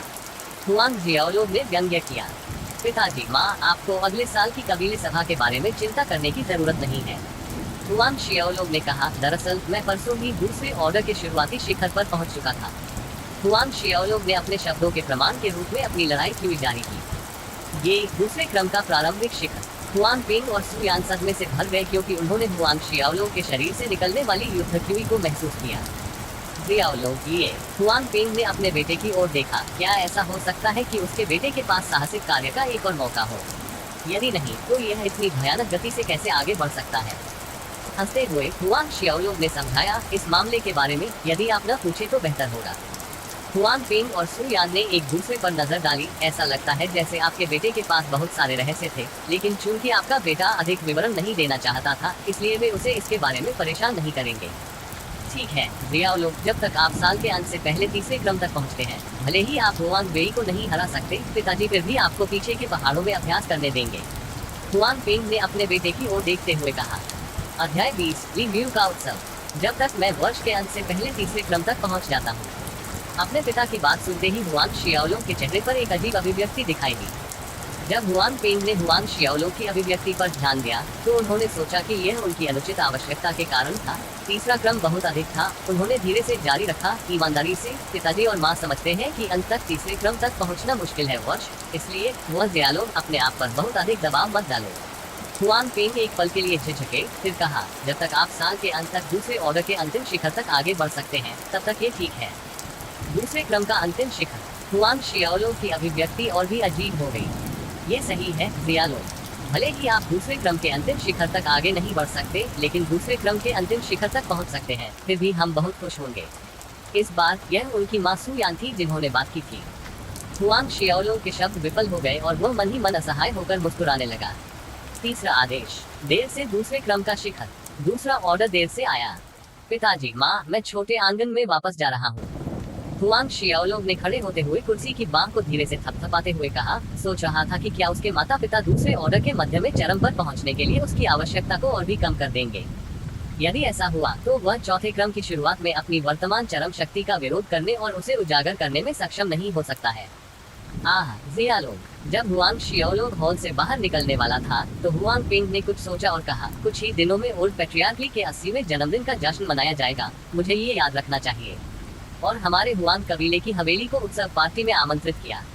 वह लड़की तुम्हें बुलाने के लिए बार बार उसे परेशान करती रही और आग्रह करती रही कि तुम्हें वहां अवश्य आना चाहिए। क्या वह इस बात पर जोर देती है कि मैं चला जाऊं? हुआन जियाओलुंग को आश्चर्य हुआ। उस लड़की को ये बहुत पसंद नहीं आया। सत्य, सिर्फ इसलिए कि जब उसने वार्षिक कबीले सभा के दौरान हुआन वेई को बुरी तरह हराया तो वह वास्तव में अच्छा लग रहा था। पिताजी, माँ, क्या मैं नहीं जा सकता? हुआन जियाओलुंग ने कमजोरी से पूछा। क्या कहा आपने? सु यान की निगाहें उसकी ओर लगी। हुआन शियाओलुंग उदास था। ऐसा लगता है कि वह भोज में जाने के अलावा कुछ नहीं कर सकता। सु यान अपने बेटे का उदास चेहरा देखकर हंसा और उसका मजाक उड़ाते हुए कहा, बेटे, शिकायत मत करो। ली यू ओल्ड पैट्रियार्की की आंखों का तारा है। उसके पास 9वीं कक्षा की मार्शल भावना है और वह निश्चित रूप से बड़ी होकर एक खूबसूरत युवा महिला बनेगी। हुआन जियाओलुंग और भी अवाक रह गया। इस और उसके बारे में क्या? अगर उसकी माँ को पता होता कि उसके बेटे में शानदार प्रतिभा और साथ ही शानदार मार्शल प्रतिभा है तो वह शायद इस तरह से नहीं सोचती। इस समय हुआन पिंग भी इसमें शामिल हो गए। तुम्हारी माँ सही है। भविष्य में यदि आप ओल्ड पैट्रियार्की की पोती ली यू से शादी करते हैं तो आपकी माँ और मैं। जब उसके पिता अभी भी बात कर रहे थे, हुआन जियाओलुंग ने तुरंत टोकते हुए कहा, ठीक है पिताजी, मैं समझता हूँ। जब तक मैं जाता हूँ तब तक सब ठीक है ना? हम जब जाते हैं, आप जा रहे हैं। जब सु यान ने हुआन शियाओलुंग की प्रतिक्रिया सुनी तो वह हंसे बिना नहीं रह सका। ऐसा लगता है कि हमारा बेटा शर्मिला महसूस करता है। उन्होंने हुआन शियाओलुंग को चिढ़ाना बंद कर दिया और कहा, हम परसों जा रहे हैं, लेकिन आपके और आपके पिता के अलावा आपके दादा, आपके सबसे बड़े चाचा और हुआन वेई भी जाएंगे। हुआन शियाओलुंग की भौहें सिकुड़ गई और उसने सिर हिलाया। ठीक है, मुझे पता है, अगर और कुछ नहीं है तो मैं वापस चला जाऊंगा। हुआन पिंग और सु यान दोनों ने सिर हिलाया। हुआन शियाओलुंग घूमा और चला गया। अपने बेटे की ओर देखते हुए सु यान ने आह भरी और कहा, कितना अच्छा होगा अगर हमारे शियाओलुंग ने ली लू से शादी कर ली। हुआन पिंग ने अपना सिर हिलाया। ली लू की पृष्ठभूमि और प्रतिभा के साथ वह हमारे जियाओलुंग को पसंद नहीं करेगा। इसके अलावा अभी ली लू सिर्फ 8 साल की लड़की है, इसलिए भले ही वह इस पर विचार न करे, वह बड़ा होने पर ऐसा करेगा। तब तक हुआन जियाओलुंग अपने छोटे से आंगन में लौट आया था और हेडस्टॉन्ग का अभ्यास करना शुरू कर दिया था, इसलिए उसने यह नहीं सुना कि उसके जाने के बाद उसके माता पिता ने क्या कहा। 2 दिन आए और जल्दी जल्दी चले गए और प्रस्थान का दिन आ गया। जैसे ही हुआन जियाओलुंग पूर्वी प्रांगण में पहुंचा, हुआन पिंग ने उसे मुख्य हॉल में खींच लिया और जब वे मुख्य हॉल में पहुंचे तो उनके दादा हुआन काइट, सबसे बड़े चाचा हुआन मिंग और हुआन वेई पहले से ही इंतजार कर रहे थे। जब हुआन वेई ने हुआन शियाओलुंग को मुख्य हॉल में प्रवेश करते देखा तो उसकी आंखें नफरत से भर गईं। यदि हुआन काइट की उपस्थिति नहीं होती तो वह संभवतः हुआन शियाओलुंग पर झपट पड़ता। पिता, दादा, हुआन शियाओलुंग और हुआन पिंग हुआन काइट के पास पहुंचे और हुआन वेई की एक क्रूर जानवर की नकल को नजरअंदाज करते हुए सलामी दी। हुआन काइड ने सिर हिलाया और हंसे, चूंकि हर कोई यहाँ है, चलो चलते हैं। हुआन काइड बाहर चला गया और 4 लोगों ने उसका पीछा किया। हालांकि हुआन कबीले मनो और ली परिवार को कैंगलांग काउंटी में 2 प्रमुख शक्तियों के रूप में जाना जाता था, लेकिन उनके बीच एक बड़ी दूरी थी। ली परिवार निवास कैंगलांग काउंटी शहर में स्थित है, जहां हुआन कबीले हवेली काउंटी शहर के बाहर 100 मील की दूरी पर स्थित थी। इसलिए वह रात थी जब हुआन शियाओलोग का 5 लोगों का समूह शाम ढलने के करीब काउंटी सिटी पहुंचा। भाई क्यूबे, आपने मेरे उत्सव में आने के लिए बहुत दूरी तय की, लेकिन मैं अपने स्वागत में देर कर रहा हूँ, मुझे क्षमा करें। जब वे 5 काउंटी सिटी पहुंचे तो पूरे पैट्रियार्क ली ने खुशी से हंसते हुए कहा, भाई ली व्यू बहुत विनम्र है। हुआन काइड जोर से हंसा। हुआन शियाओलोग ने चारों ओर देखा कि लड़की ली यू एक गोल चेहरे वाले मध्यम आयु वर्ग के व्यक्ति के पीछे खड़ी थी, जो थोड़ा गोल मटोल था और उसकी आंखें थोड़ी छोटी थी, जिससे ऐसा लग रहा था कि वो हमेशा उज्जवल रहता है। क्या यह ओल्ड पैट्रियार्क ली का इकलौता बेटा ली चेंग ली यू का पिता है? हुआन शियाओलोग को आश्चर्य हुआ। इस समय ली चेंग के पीछे छिपी लड़की ने शरारती ढंग से हुआन शियाओलोग को देखा, शियाओलोग पर अपनी जीभ निकाली और हंसी, सुंदर लग रही हो। हुआन शियाओलोग ने उसे पूरी तरह से नजरअंदाज करते हुए अपनी आंखें घुमाई। हुआन शियाओलोग की उदासीन प्रतिक्रिया देखकर ली यू ने नाराजगी में अपने होंठ खींच लिए। ये दृश्य किनारे खड़े हुआंग वेई ने देखा, उसके हृदय में घृणा तीव्रता से उमड़ पड़ी। हालांकि क्लान असेंबली के दौरान ली यू के साथ उनकी सगाई को हुआन शियाओलोग ने बर्बाद कर दिया था, उनके दिल में ली यू पहले से ही उनकी पत्नी थी और अब उनकी पत्नी बेशर्मी से उनके सामने हुआन शियाओलोग के साथ छेड़खानी कर रही थी। सामान्य अभिवादन के बाद सभी लोग ली निवास की ओर बढ़ते हुए शहर में दाखिल हुए। अपेक्षाओं के विपरीत ली निवास शहर के केंद्र में नहीं बल्कि दक्षिणी भाग में स्थित था। जब वे ली निवास के मुख्य प्रवेश द्वार के सामने पहुंचे तो सामने की 20 मीटर चौड़ी सड़क अंतहीन घोड़ों और गाड़ियों से भरी हुई थी। सड़क जीवन थी और उज्जवल और रंगीन लालटेन से सजाई गई थी। ली व्यू के 80वें जन्मदिन के जश्न के लिए हुआन कबीले मनो के अलावा कैंगलांग काउंटी की अधिकांश सेनाएं पहले ही आ चुकी थी। हालांकि असली जश्न कल होगा, इसलिए ऐसे लोग थे जो अभी आने वाले थे और अपने रास्ते पर थे। जब वे ली निवास पर पहुंचे तो ली व्यू व्यक्तिगत रूप से उन्हें आराम करने के लिए पूर्व व्यवस्थित आंगन में ले गए। भाई काइड, अगर आपको किसी चीज की जरूरत है तो कृपया निवास के गार्ड को सूचित करें। कृपया खराब आतिथ्य को क्षमा करें, ली व्यू ने मुस्कुराते हुए हुआन काइड से कहा। हुआन काइड ने अपना हाथ लहराया और कहा, आप बहुत विनम्र हैं और कृपया जाएं और अपने व्यवसाय पर ध्यान दें, कल हम भाई बाद में एक साथ शराब पियेंगे। ली व्यू हंसे, निश्चित रूप से। फिर वह घूमा और चला गया। लेकिन इसके बाद जो हुआ उसने हुआन शियाओलोग को आश्चर्यचकित कर दिया। ली व्यू के जाने के कुछ समय बाद ली यू उनके यार्ड में पहुंची। हुआन काइड, हुआन मिंग और हुआन पेंग का अभिवादन करने के बाद वह सीधे वहां गया जहां हुआन शियाओलोग था और दुखी स्वर में कहा, शियाओलोग, ये काउंटी सिटी में आपका पहली बार है ना? आओ, मैं तुम्हें सैर कराऊंगा। जवाब देने का मौका मिलने से पहले ही उसका हाथ हुआन शियाओलोग को आंगन से दूर खींच रहा था। हुआन वेई ने ली यू को घूर कर देखा, जिसने हुआन शियाओलोग का हाथ पकड़ रखा था, और उन दोनों को आंगन से बाहर निकलते देखा। उनकी अभिव्यक्ति अत्यंत क्रूर थी। और हाँ, हुआन मिंग का चेहरा भी कोई बेहतर नहीं लग रहा था। हुआन काइड ने अपना मुंह खोला, लेकिन समझ नहीं पाया कि क्या कहे। हुआन पेंग चुपचाप वहीं खड़ा रहा, लेकिन उसका दिल खुशी से उछल रहा था। अध्याय 21, असुर द्वार शिष्य। ली यू द्वारा यार्ड से बाहर खींचे जाने पर हुआन शियाओलोग ने भौहें चढ़ा ली और कहा, छोटी लड़की, मुझे इस तरह घसीटकर मत फेंको, अन्य लोग गलत समझ सकते हैं। ली यू एक पल के लिए अचंभित हो गई और फिर एक प्यारी सी मुस्कान दिखाते हुए 2 प्यारे चेहरे दिखाए। डिम्पल, और अगर दूसरे लोग इसे गलत समझे तो क्या होगा? मैं तुम्हारी पत्नी हूँ। एक पत्नी द्वारा अपने पति का हाथ पकड़ने में क्या गलत है? मैं किसी गलतफहमी से नहीं डरती और मुझे लड़की भी मत कहना। मैं बहुत बड़ी लड़की हूँ। उद्धरण चिन्ह। लड़की ने अपनी छोटी सी छाती फुलाकर अपनी बात खत्म की। हुआन शियाओलोग के माथे पर काली रेखाएं दौड़ गईं। पत्नी, बहुत बड़ा। हुआन शियाओलोग ने ली यू की छोटी, थोड़ी उभरी हुई लेकिन अभी भी अविकसित छाती पर नजर डाली और मन ही मन मुस्कुराया। वह क्षेत्र अभी भी समतल पृथ्वी है ना? हुआन शियाओलोग को अपनी छोटी छाती को घूरते हुए देखकर उसका चेहरा चमकीला लाल हो गया। उसने फुसफुसाते हुए कहा, आप लोगों को इस तरह क्यों देखते हैं? जब यहाँ इतने सारे लोग होते हैं तो मुझे शर्म आती है। वह इतना अवाक था कि उसने बिना कोई दूसरा शब्द कहे निर्णायक रूप से अपना मुंह बंद कर लिया। अपना हाथ हटाकर वह ली निवास से निकलकर मुख्य सड़क की ओर चल पड़ा। ये वास्तव में उसका कैंगलांग काउंटी शहर का पहला दौरा था, इसलिए वह चारों ओर देखना चाहता था। शियाओलोग, मेरे लिए रुको। ली यू ने अपना हाथ दूर करने के लिए हुआन शियाओलोग पर चिल्लाया। वह तेजी से तेज कदमों से उसके पीछे भागी। हालांकि इस बार हुआन शियाओलोग का हाथ पकड़ने के बजाय ली यू ने एक विनम्र छोटी पत्नी की तरह अपना हाथ उसकी बाहों में लपेट लिया। उसकी नाक में एक लड़की की भीनी भीनी खुशबू तैर रही थी। हुआंग जियाओलोंग उसके साथ शारीरिक संपर्क से बचने की कोशिश कर रहा था। आप वापस जा सकते हैं, मैं अकेले चल सकता हूँ। ली यू फिर चिल्लाए। उसकी आंखें लाल हो गई और उसके अंदर आंसू बह निकले। मैं वापस जाऊंगी और दादाजी को बताऊंगी कि आपने मुझे परेशान किया है। सिरदर्द का दौरा महसूस करते हुए हुआंग जियाओलोंग ने तुरंत अपने हाथ का इस्तेमाल करके उसे जाने से रोका। ठीक है, फिर चलो एक साथ चलते हैं, लेकिन आपको मुझसे वादा करना होगा कि आप मुझे खींचेंगे या खींचेंगे नहीं। ली यू हंसे। उनकी आंखों का नजारा तुरंत बदल गया। उन्होंने सिर हिलाया। ठीक है। जब ली यू ने सिर हिलाया तो हुआंग जियाओलोंग ने राहत की सांस ली। वे मुड़े और सड़क पर चलने लगे। ली यू दाहिनी और हुआंग जियाओलोंग के पीछे चल रही थी, बेहद आज्ञाकारी होकर। जैसे जैसे वे चलते थे, उसकी बड़ी बड़ी गोल आंखें कभी कभी उस पर नजरें चुरा लेती थी। हुआंग जियाओलोंग ने परवाह नहीं की और चारों ओर देखना जारी रखा, इस पर ध्यान दिए बिना। रास्ते में उनमें से किसी ने भी ज्यादा बात नहीं की और घूमने के बाद जैसे ही वे ली निवास लौटने वाले थे, उन्होंने देखा कि सड़क के एक कोने पर कई लोग अपनी उंगलियों को इंगित कर रहे थे और कुछ के बारे में कानाफूसी कर रहे थे।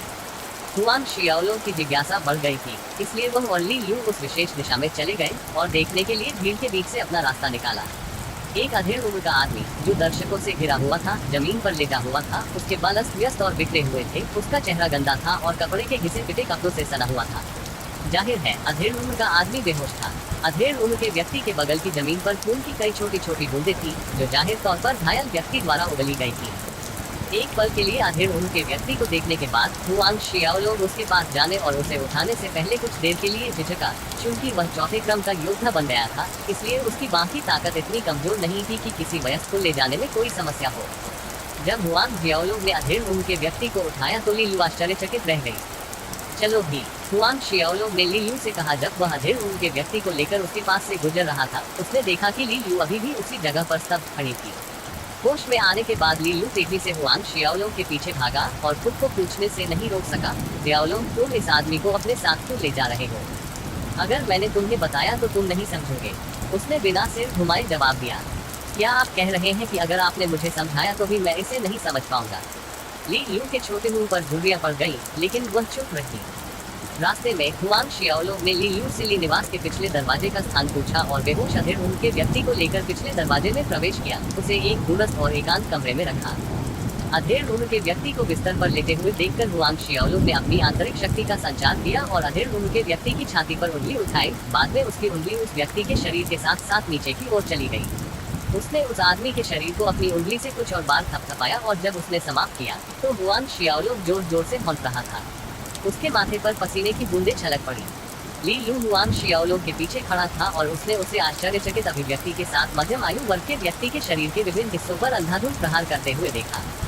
किसी को कपड़े का एक सेट लाने और उसे साफ करने के लिए कहे। हुआंग जियाओलोंग ने अपनी सांसें थमने के बाद ली यू से कहा, आह अच्छा। अपने विस्मय से बाहर आकर ली यू ने सिर हिलाया। थोड़ी देर बाद ली रेजिडेंस का एक सहायक कपड़े का एक सेट लाया और अधेड़ उम्र के व्यक्ति को साफ किया, लेकिन वह बेहोश रहा। आप अब जा सकते हैं, उन्होंने ली यू को बताया, क्योंकि मरीज अभी तक नहीं उठा है। वह कहने ही वाला था कि वह उसका साथ देने के लिए यहीं रहेगा, लेकिन हुआंग जियाओलोंग की सख्त नजर को देखते हुए वह केवल सिर हिलाकर कह सका, हाँ। ली यू के जाने के कुछ समय बाद लकड़ी के बिस्तर पर पी हो ने धीरे से अपनी आंखें खोली और अंततः जाग गया। वह धीरे धीरे अपने हाथ से अपना वजन संभालते हुए खड़ा हुआ, अपने आसपास का निरीक्षण किया और अंत में उसकी नजर हुआंग जियाओलोंग पर पड़ी।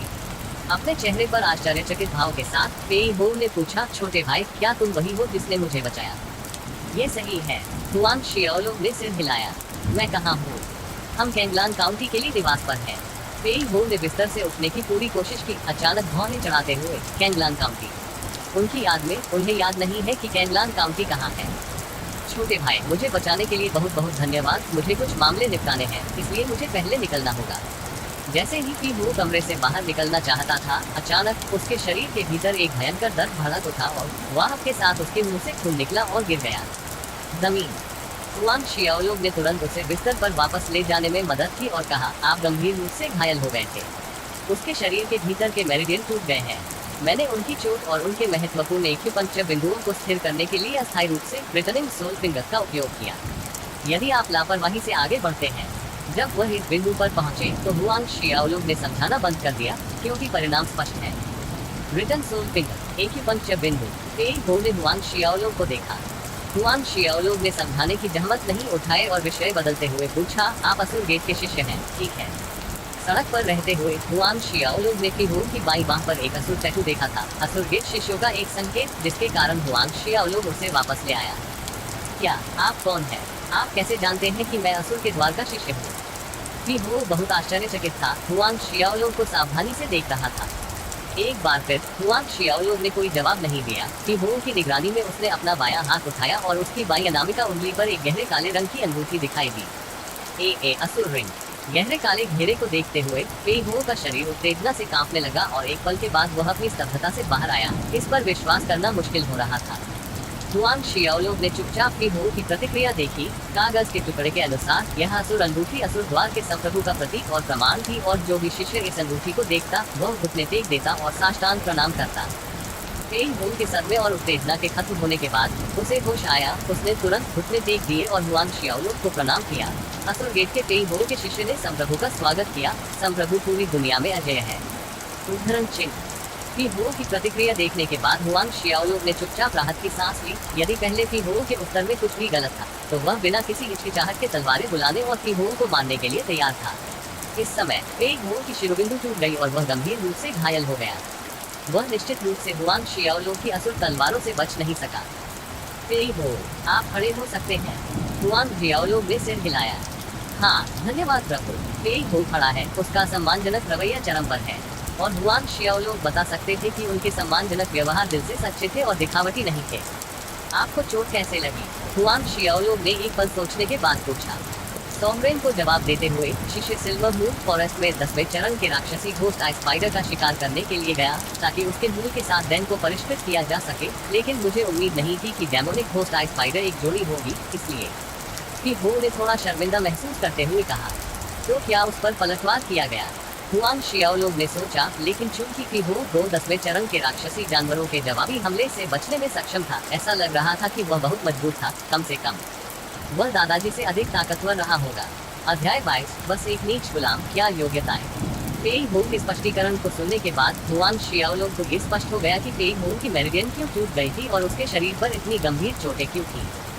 बैठो, पहले मुझे तुम्हारी चोटों का इलाज करने दो, हुआंग शियाओलुंग ने एक पल सोचने के बाद कहा। वह असुर गेट और उसकी वर्तमान स्थिति के बारे में और अधिक जानना चाहता था, लेकिन पीहू की गंभीर चोटों के कारण पहले उसकी स्थिति को स्थिर करना अधिक महत्वपूर्ण था। प्रभु, मेरे शरीर की नसें टूट गई हैं। पीहू पूछने से पहले झिझकी। आमतौर पर टूटी हुई नसें तब तक लाइलाज थी जब तक कि वह उन पौराणिक अमृतों को नहीं ढूंढ पाता। आपको चिंता करने की जरूरत नहीं है। हुआंग शियाओलुंग ने अपना हाथ लहराया और कहा, मैं आपकी नसों को फिर से जोड़ सकता हूँ, बस इसमें लगभग 6 महीने लगेंगे। महाराज, क्या आप मेरी टूटी हुई नसों को फिर से जोड़ सकते हैं?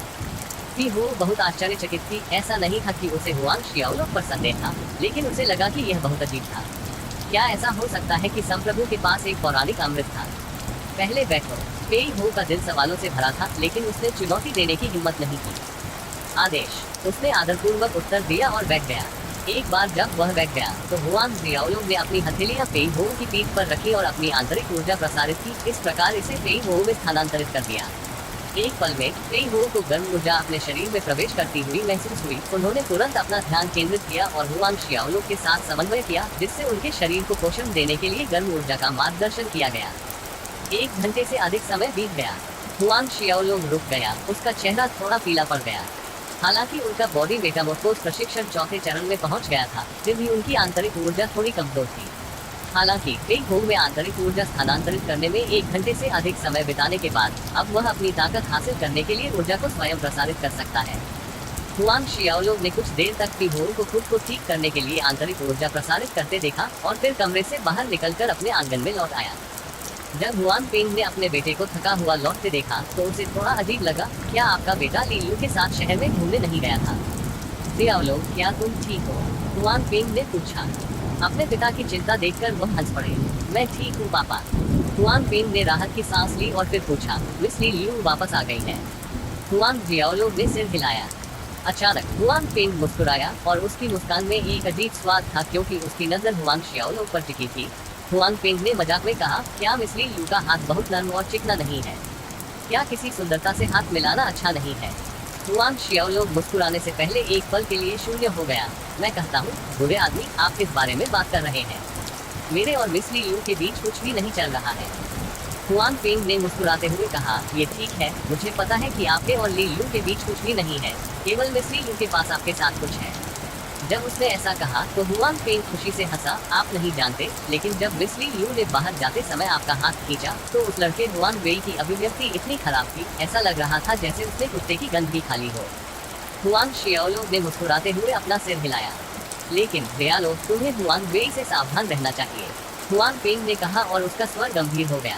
मैं जानता हूँ पिताजी, आप चिंता न करें, अगर और कुछ नहीं है तो मैं अपने कमरे में लौट आऊंगा, हुआन शियाओलो ने कहा। हुआन पेंग ने सिर हिलाया।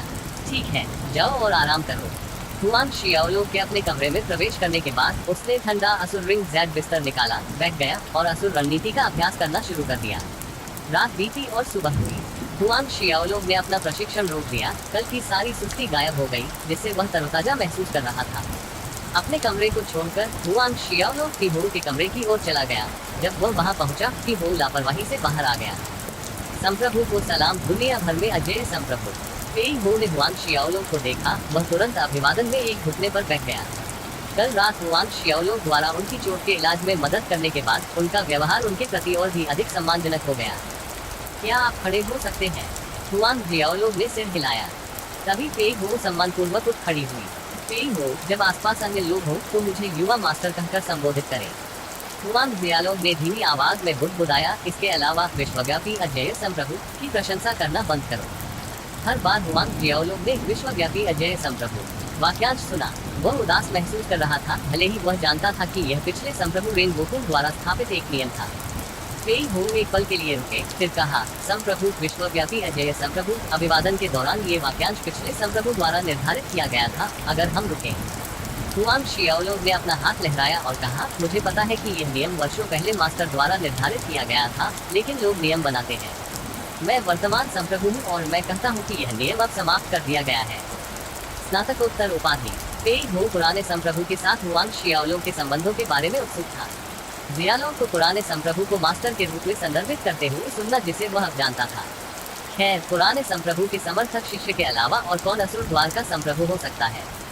पीहो ने तुरंत जवाब दिया, जैसा कि संप्रभु ने आदेश दिया। आपकी रिकवरी कैसी है? हुआन शियाओलो ने पूछा।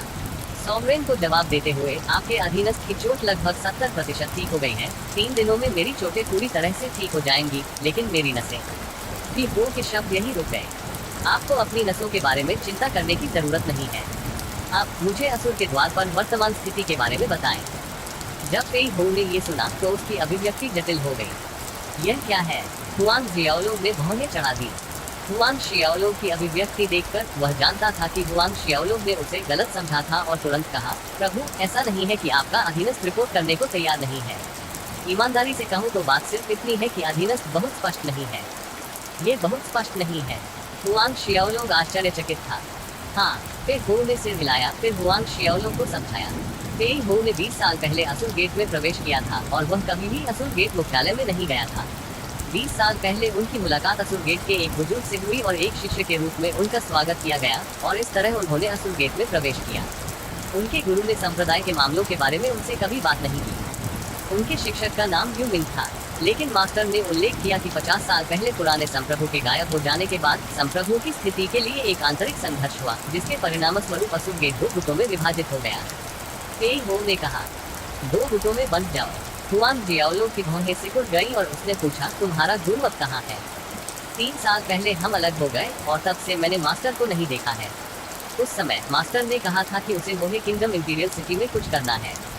पीहो ने उत्तर दिया, मोहे का साम्राज्य। हुआन शियाओलो ने मोहे साम्राज्य के बारे में सुना था, लेकिन वहाँ से युओटोन साम्राज्य की दूरी, जहाँ हुआन शियाओलो स्थित था, बहुत दूर थी। युओटोन साम्राज्य से मोहे साम्राज्य तक पहुँचने के लिए उसे 10 से अधिक मध्यवर्ती राज्यों से गुजरना होगा। यदि ऐसा है तो असुर के द्वार की आंतरिक स्थिति की स्पष्ट तस्वीर प्राप्त करना फिलहाल असंभव है। इस समय ली यू दूर से भागी। जब उसने हुआन शियाओलो को देखा तो उसके चेहरे पर मुस्कान आ गई। शियाओलो, मुझे पता था कि तुम यहाँ थे। चलो, अभी भोज शुरू होगा, अब चलते हैं। ली यू को देखकर हुआन शियाओलो के सिर में दर्द होने लगा। वह पीहो की ओर मुड़ा और कहा, मेरे साथ आओ। हाँ, युवा मास्टर, पीहो ने सम्मानपूर्वक जवाब दिया। हालांकि ली यू को ये सुनकर आश्चर्य हुआ कि पीहो ने हुआन शियाओलो को यंग मास्टर कहा, लेकिन उन्होंने इसके बारे में ज्यादा नहीं सोचा। वह हुआंग शियाओलो की ओर चला और उसका हाथ खींचकर आंगन से बाहर निकल गया, मानो हुआंग शियाओलो का हाथ खींचना उसकी आदत बन गई हो। हुआंग शियाओलो अपना हाथ वापस लेना चाहता था, लेकिन उसे आश्चर्य हुआ, इस बार लड़की ने उसे मजबूती से पकड़ लिया, जाने नहीं दिया।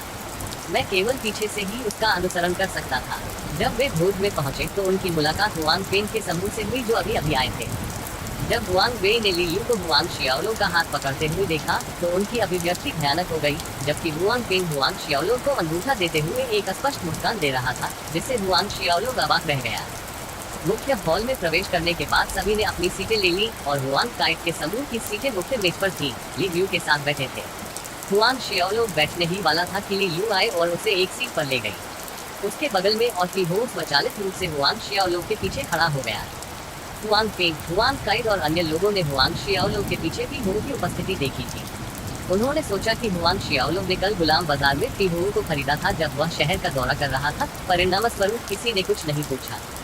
पेई हो किनारों पर बैठने के लिए जगह ढूंढो। जब उसके बगल की सीट खाली थी तो पेई हो को अपने पीछे खड़ा देखकर अच्छा नहीं लगा। आखिरकार पेई हो 10वीं श्रेणी का योद्धा था। जैसे ही वह बोला, हुआंग वेई ने घमंडी आवाज में जोर से कहा, बैठ जाओ। हुआंग शियाओलो, आज ओल्ड पैट्रियार्की का जन्मदिन भोज है, क्या आपके द्वारा खरीदा गया गुलाम यहाँ बैठने के योग्य है? उद्धरण चिन्ह। अध्याय 23, स्वयं की प्रदर्शनी बनाना। हुआंग शियाओलो ने हुआंग वेई की ओर देखा और फिर ठंडे स्वर में कहा, यदि वह यहाँ बैठने के लिए योग्य नहीं है तो आप उससे भी कम योग्य हैं। क्या हुआंग शियाओलो, आप? हुआंग वेई वास्तव में नाराज थे, उसमें क्रोध भर गया। दिल, उसके पास ग्रेट 10 की मार्शल स्पिरिट थी, वह हुआंग कबीले का भावी मनोभगवान था, लेकिन इस हुआंग शियाओलो ने वास्तव में कहा था कि वह एक दास की तुलना में कम योग्य है। इस समय हुआंग काइट ने कहा, बस हम ली निवास में हैं, पुराने पैट्रियार्की के उत्सव भोज में। उद्धरण चिन्ह। क्योंकि उनके दादाजी ने बात की थी, हुआंग वेई केवल हुआंग शियाओलो को प्रतिशोध की दृष्टि से देख सकते थे।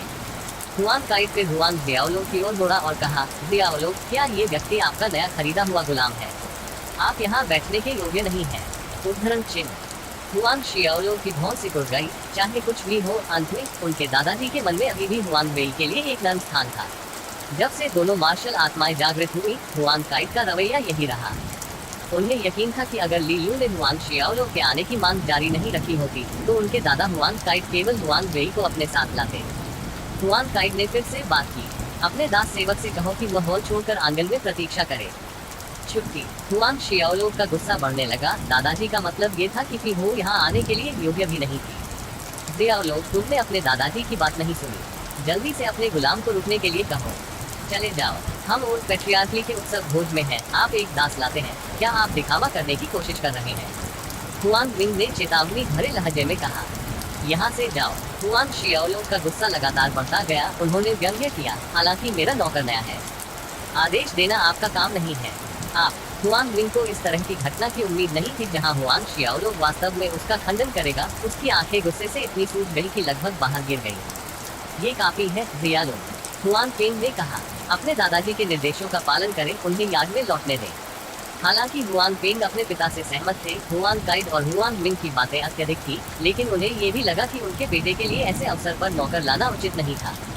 हुआंग शियाओलो चौंक गया। उसने अपना गुस्सा दबाया, सिर हिलाया और अपने पीछे पी हो से कहा, पी हो, वापस जाओ और मेरा इंतजार करो। जैसे जैसे बातचीत आगे बढ़ी, पी हो की अभिव्यक्ति शांत थी। हाँ युवा मास्टर, इतना कहकर उसने आदरपूर्वक प्रणाम किया, घूमा और चला गया। पे हो को जाने का आदेश देखकर हुआंग वेई को गर्व महसूस हुआ। ली यू, जो हुआंग शियाओलो के बगल में बैठी थी, उसने हुआंग वेई की ओर देखा जब उसने उसकी संतुष्ट अभिव्यक्ति देखी।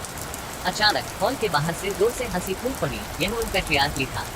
मुख्य हॉल में सभी ने बाहर देखा और ली यू, ली चेंग और उनके अन्य मेहमानों को विशेषज्ञों की सुरक्षा के तहत मुख्य हॉल की ओर चलते देखा। उन्हें देखकर सभी लोग खड़े हो गए। हालांकि जब हर्षित लोगों का समूह मुख्य हॉल में प्रवेश करने वाला था तो अचानक एक चिंताजनक चीख सुनाई दी, बुरे कुलपति, ये बुरा है, कुछ बुरा हो गया। आवाज अचानक थी और हंसी से भरा कमरा खामोश हो गया। ली यू आश्चर्यचकित रह गया क्योंकि उसने पीछे मुड़कर देखा, दूसरों ने भी ऐसा ही किया। एक घबराया हुआ आवासीय गार्ड डरा हुआ दिख रहा था। जब गार्ड ली यू और ली चेंग के पास पहुंचा तो वह जोर से हौंकने लगा। उसकी उंगली मुख्य प्रवेश द्वार की ओर इशारा कर रही थी और कांपती आवाज में उसने कहा, बुरे पैट्रियार्क, बाहर बाहर बाहर। बाहर क्या हुआ? ली यू के दिल में एक घूमती हुई भावना घर कर गई और उसने लगभग चिल्लाते हुए अपना सवाल पूछा। बाहर एक बहुत बड़ा ताबूत रखा हुआ है, ली रेजिडेंस गार्ड ने कांपती आवाज में कहा। क्या एक विशाल ताबूत, क्या समस्या है? मुख्य हॉल के अंदर ओल्ड पैट्रियार्क ली को बधाई देने आए सभी पैट्रियार्क और विशेषज्ञ हैरान रह गए और पूरे हॉल में फुसफुसाहट फैल गई। ली व्यू का दिल तेजी से धड़कने लगा, उनकी अभिव्यक्ति गंभीर हो गई और उन्होंने कहा, जाओ। बोलने के बाद ली व्यू और उनका बेटा ली चेंग तेजी से ली निवास के मुख्य द्वार की ओर चले, जबकि ली निवास के विशेषज्ञ उनके पीछे पीछे चल रहे थे। हम भी जाकर देखेंगे, हुआंग काई ने कहा जब वह भी मुख्य हॉल से बाहर निकला। उसके बाद हुआंग शियाओलो और अन्य लोग आए और ली यू ने हुआंग शियाओलो का अनुसरण किया। उसकी उम्र में हालांकि नहीं, वो समझ गई कि मुख्य द्वार के सामने एक विशाल ताबूत उसके दादाजी के जन्मदिन समारोह का क्या प्रतिनिधित्व करता है। वह घबराई हुई और तनावग्रस्त थी। हुआंग शियाओलो अपने दादा के पीछे पीछे मुख्य द्वार तक गया, बाहर देखा और देखा कि ली निवास के मुख्य द्वार के ठीक सामने एक विशाल लाल रंग का ताबूत रखा हुआ था। ताबूत का ढक्कन इंसानों के खून से लाल हो गया था और हवा में खून की तेज गंध फैल रही थी जो उसकी नाक पर हमला कर रही थी। यह विचित्र दृश्य देखकर सभी का कलेजा मुंह को आ गया। ली व्यू ताबूत के पास पहुंचे। उसकी अभिव्यक्ति ठंडी थी और वह चिल्लाया, इस बदमाश ने ली निवास में गड़बड़ी देखने की हिम्मत की। यहाँ से चले जाओ। जैसे ही ली व्यू चिल्लाया, आसपास की हवा लहरों की तरह घूमने लगी, जिससे हवा में एक बड़ा शेर बन गया। शेर लगातार दहाड़ता रहा। हर कोई आश्चर्यचकित था और उनके हाव भाव में आश्चर्य की झलक साफ दिख रही थी। हुआंग शियाओलो की आंखें चमक उठी। उनके पिता ने उन्हें पहले बताया था कि ली व्यू ने जिस युद्ध कौशल का अभ्यास किया था वह मध्य श्रेणी का रहस्यमय रैंक युद्ध कौशल था, स्काई लैंड रोवर। कुछ ही क्षण बाद आकाश में शेर गायब हो गया और सन्नाटा छा गया। अरे अरे, हवा में एक हंसी गूंजी। सभी दिशाओं से आवाज के स्रोत के बारे में सभी भ्रमित हो गए। ओल्ड ली, आज आपका 80वां जन्मदिन है, इसलिए हमने आपके लिए ये शानदार उपहार तैयार किया है। आपको खुश होना चाहिए। आप गुस्से में क्यों हैं? बुरे स्वभाव का परिणाम आमतौर पर अल्पजीवन होता है। उद्धरण चिन्ह। ली व्यू उड़ गया। एक जोरदार चिल्लाहट के साथ उसकी हथेली ने कई हथेलियों के निशान छोड़े जो एक विशाल हवा के तूफान में तब्दील हो गए और घूमते हुए बादल हल्के से दिखाई देने लगे। विंड क्लाउड पाम, ताड़ के निशानों से पैदा हुआ भारी तूफान सामने की एक सरकारी इमारत पर गिरा और अचानक एक नर्म हरे रंग का प्रिंट हवा में छेद कर गया और ली व्यू के हथेली के निशान से टकरा गया। एक जोरदार बहरा कर देने वाला विस्फोट गूंज उठा। जब दोनों ऊर्जाएं टकराई, हवा में रहते हुए सरकारी भवन के ऊपर दो नर्म हरे रंग की आकृतियां दिखाई दी। हुआंग शियाओलो और बाकी सभी ने दो आकृतियों को देखा। उनके शरीर वास्तव में सांप की तरह तराजू से ढके हुए थे। उनकी आंखें काली थी, उनके चेहरे हरी धारियों से ढके हुए थे और उनकी पीठ पर सांप जैसी लंबी पूंछ जुड़ी हुई थी। आत्मा परिवर्तन। हुआंग शियाओलो की आंखें सिकुड़ गईं। जब योद्धा 7वें क्रम पर पहुंचे तो उनकी मार्शल स्पिरिट में दूसरा विकास हुआ जिसने योद्धा के शरीर को उनकी मार्शल स्पिरिट के साथ एकीकृत होने की अनुमति दी। इस कौशल को आत्मा परिवर्तन कहा जाता था। परिवर्तन के बाद योद्धा में युद्ध भावना की जन्मजात क्षमता होती थी। उदाहरण के लिए, यदि किसी व्यक्ति की मार्शल स्पिरिट एक जहरीला सांप था तो आत्मा परिवर्तन के बाद योद्धा के शरीर में युद्ध क्यूई में एक निश्चित मात्रा में जहर होगा। जाहिर है इन दोनों की मार्शल स्पिरिट्स किसी तरह के सांप थे और देखने से शायद जहरीले सांप लग रहे थे। अरे ओल्ड मैन ली, आपकी विंड क्लाउड हथेली ऐसी ही है। अब हम तुम्हें नहीं मारेंगे, लेकिन 3 साल के अंदर हम आपके कुत्ते की जान जरूर ले लेंगे। ताबूत खोलो और हमारे जन्मदिन का उपहार देखो।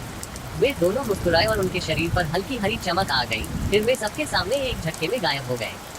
ली व्यू को उम्मीद नहीं थी कि दूसरा पक्ष सामने आते ही भाग जाएगा, इसलिए जब उसे होश आया और उसने पीछा करना चाहा, तब तक बहुत देर हो चुकी थी। पिता। कुछ क्षण बाद ली चेंग ने ली व्यू से संपर्क किया। फिर उसने सीलबंद ताबूत की ओर देखा और पूछा, क्या हमें इसे खोलना चाहिए? ली व्यू ने पलटकर गहरी सांस ली और कहा, इसे खोलो। अध्याय 24, प्रियजनों की रक्षा करें। ली व्यू के बोलने के बाद ली चेंग को बहुत घबराहट महसूस हुई क्योंकि वह खून से लथपथ ताबूत की ओर बढ़ रहा था।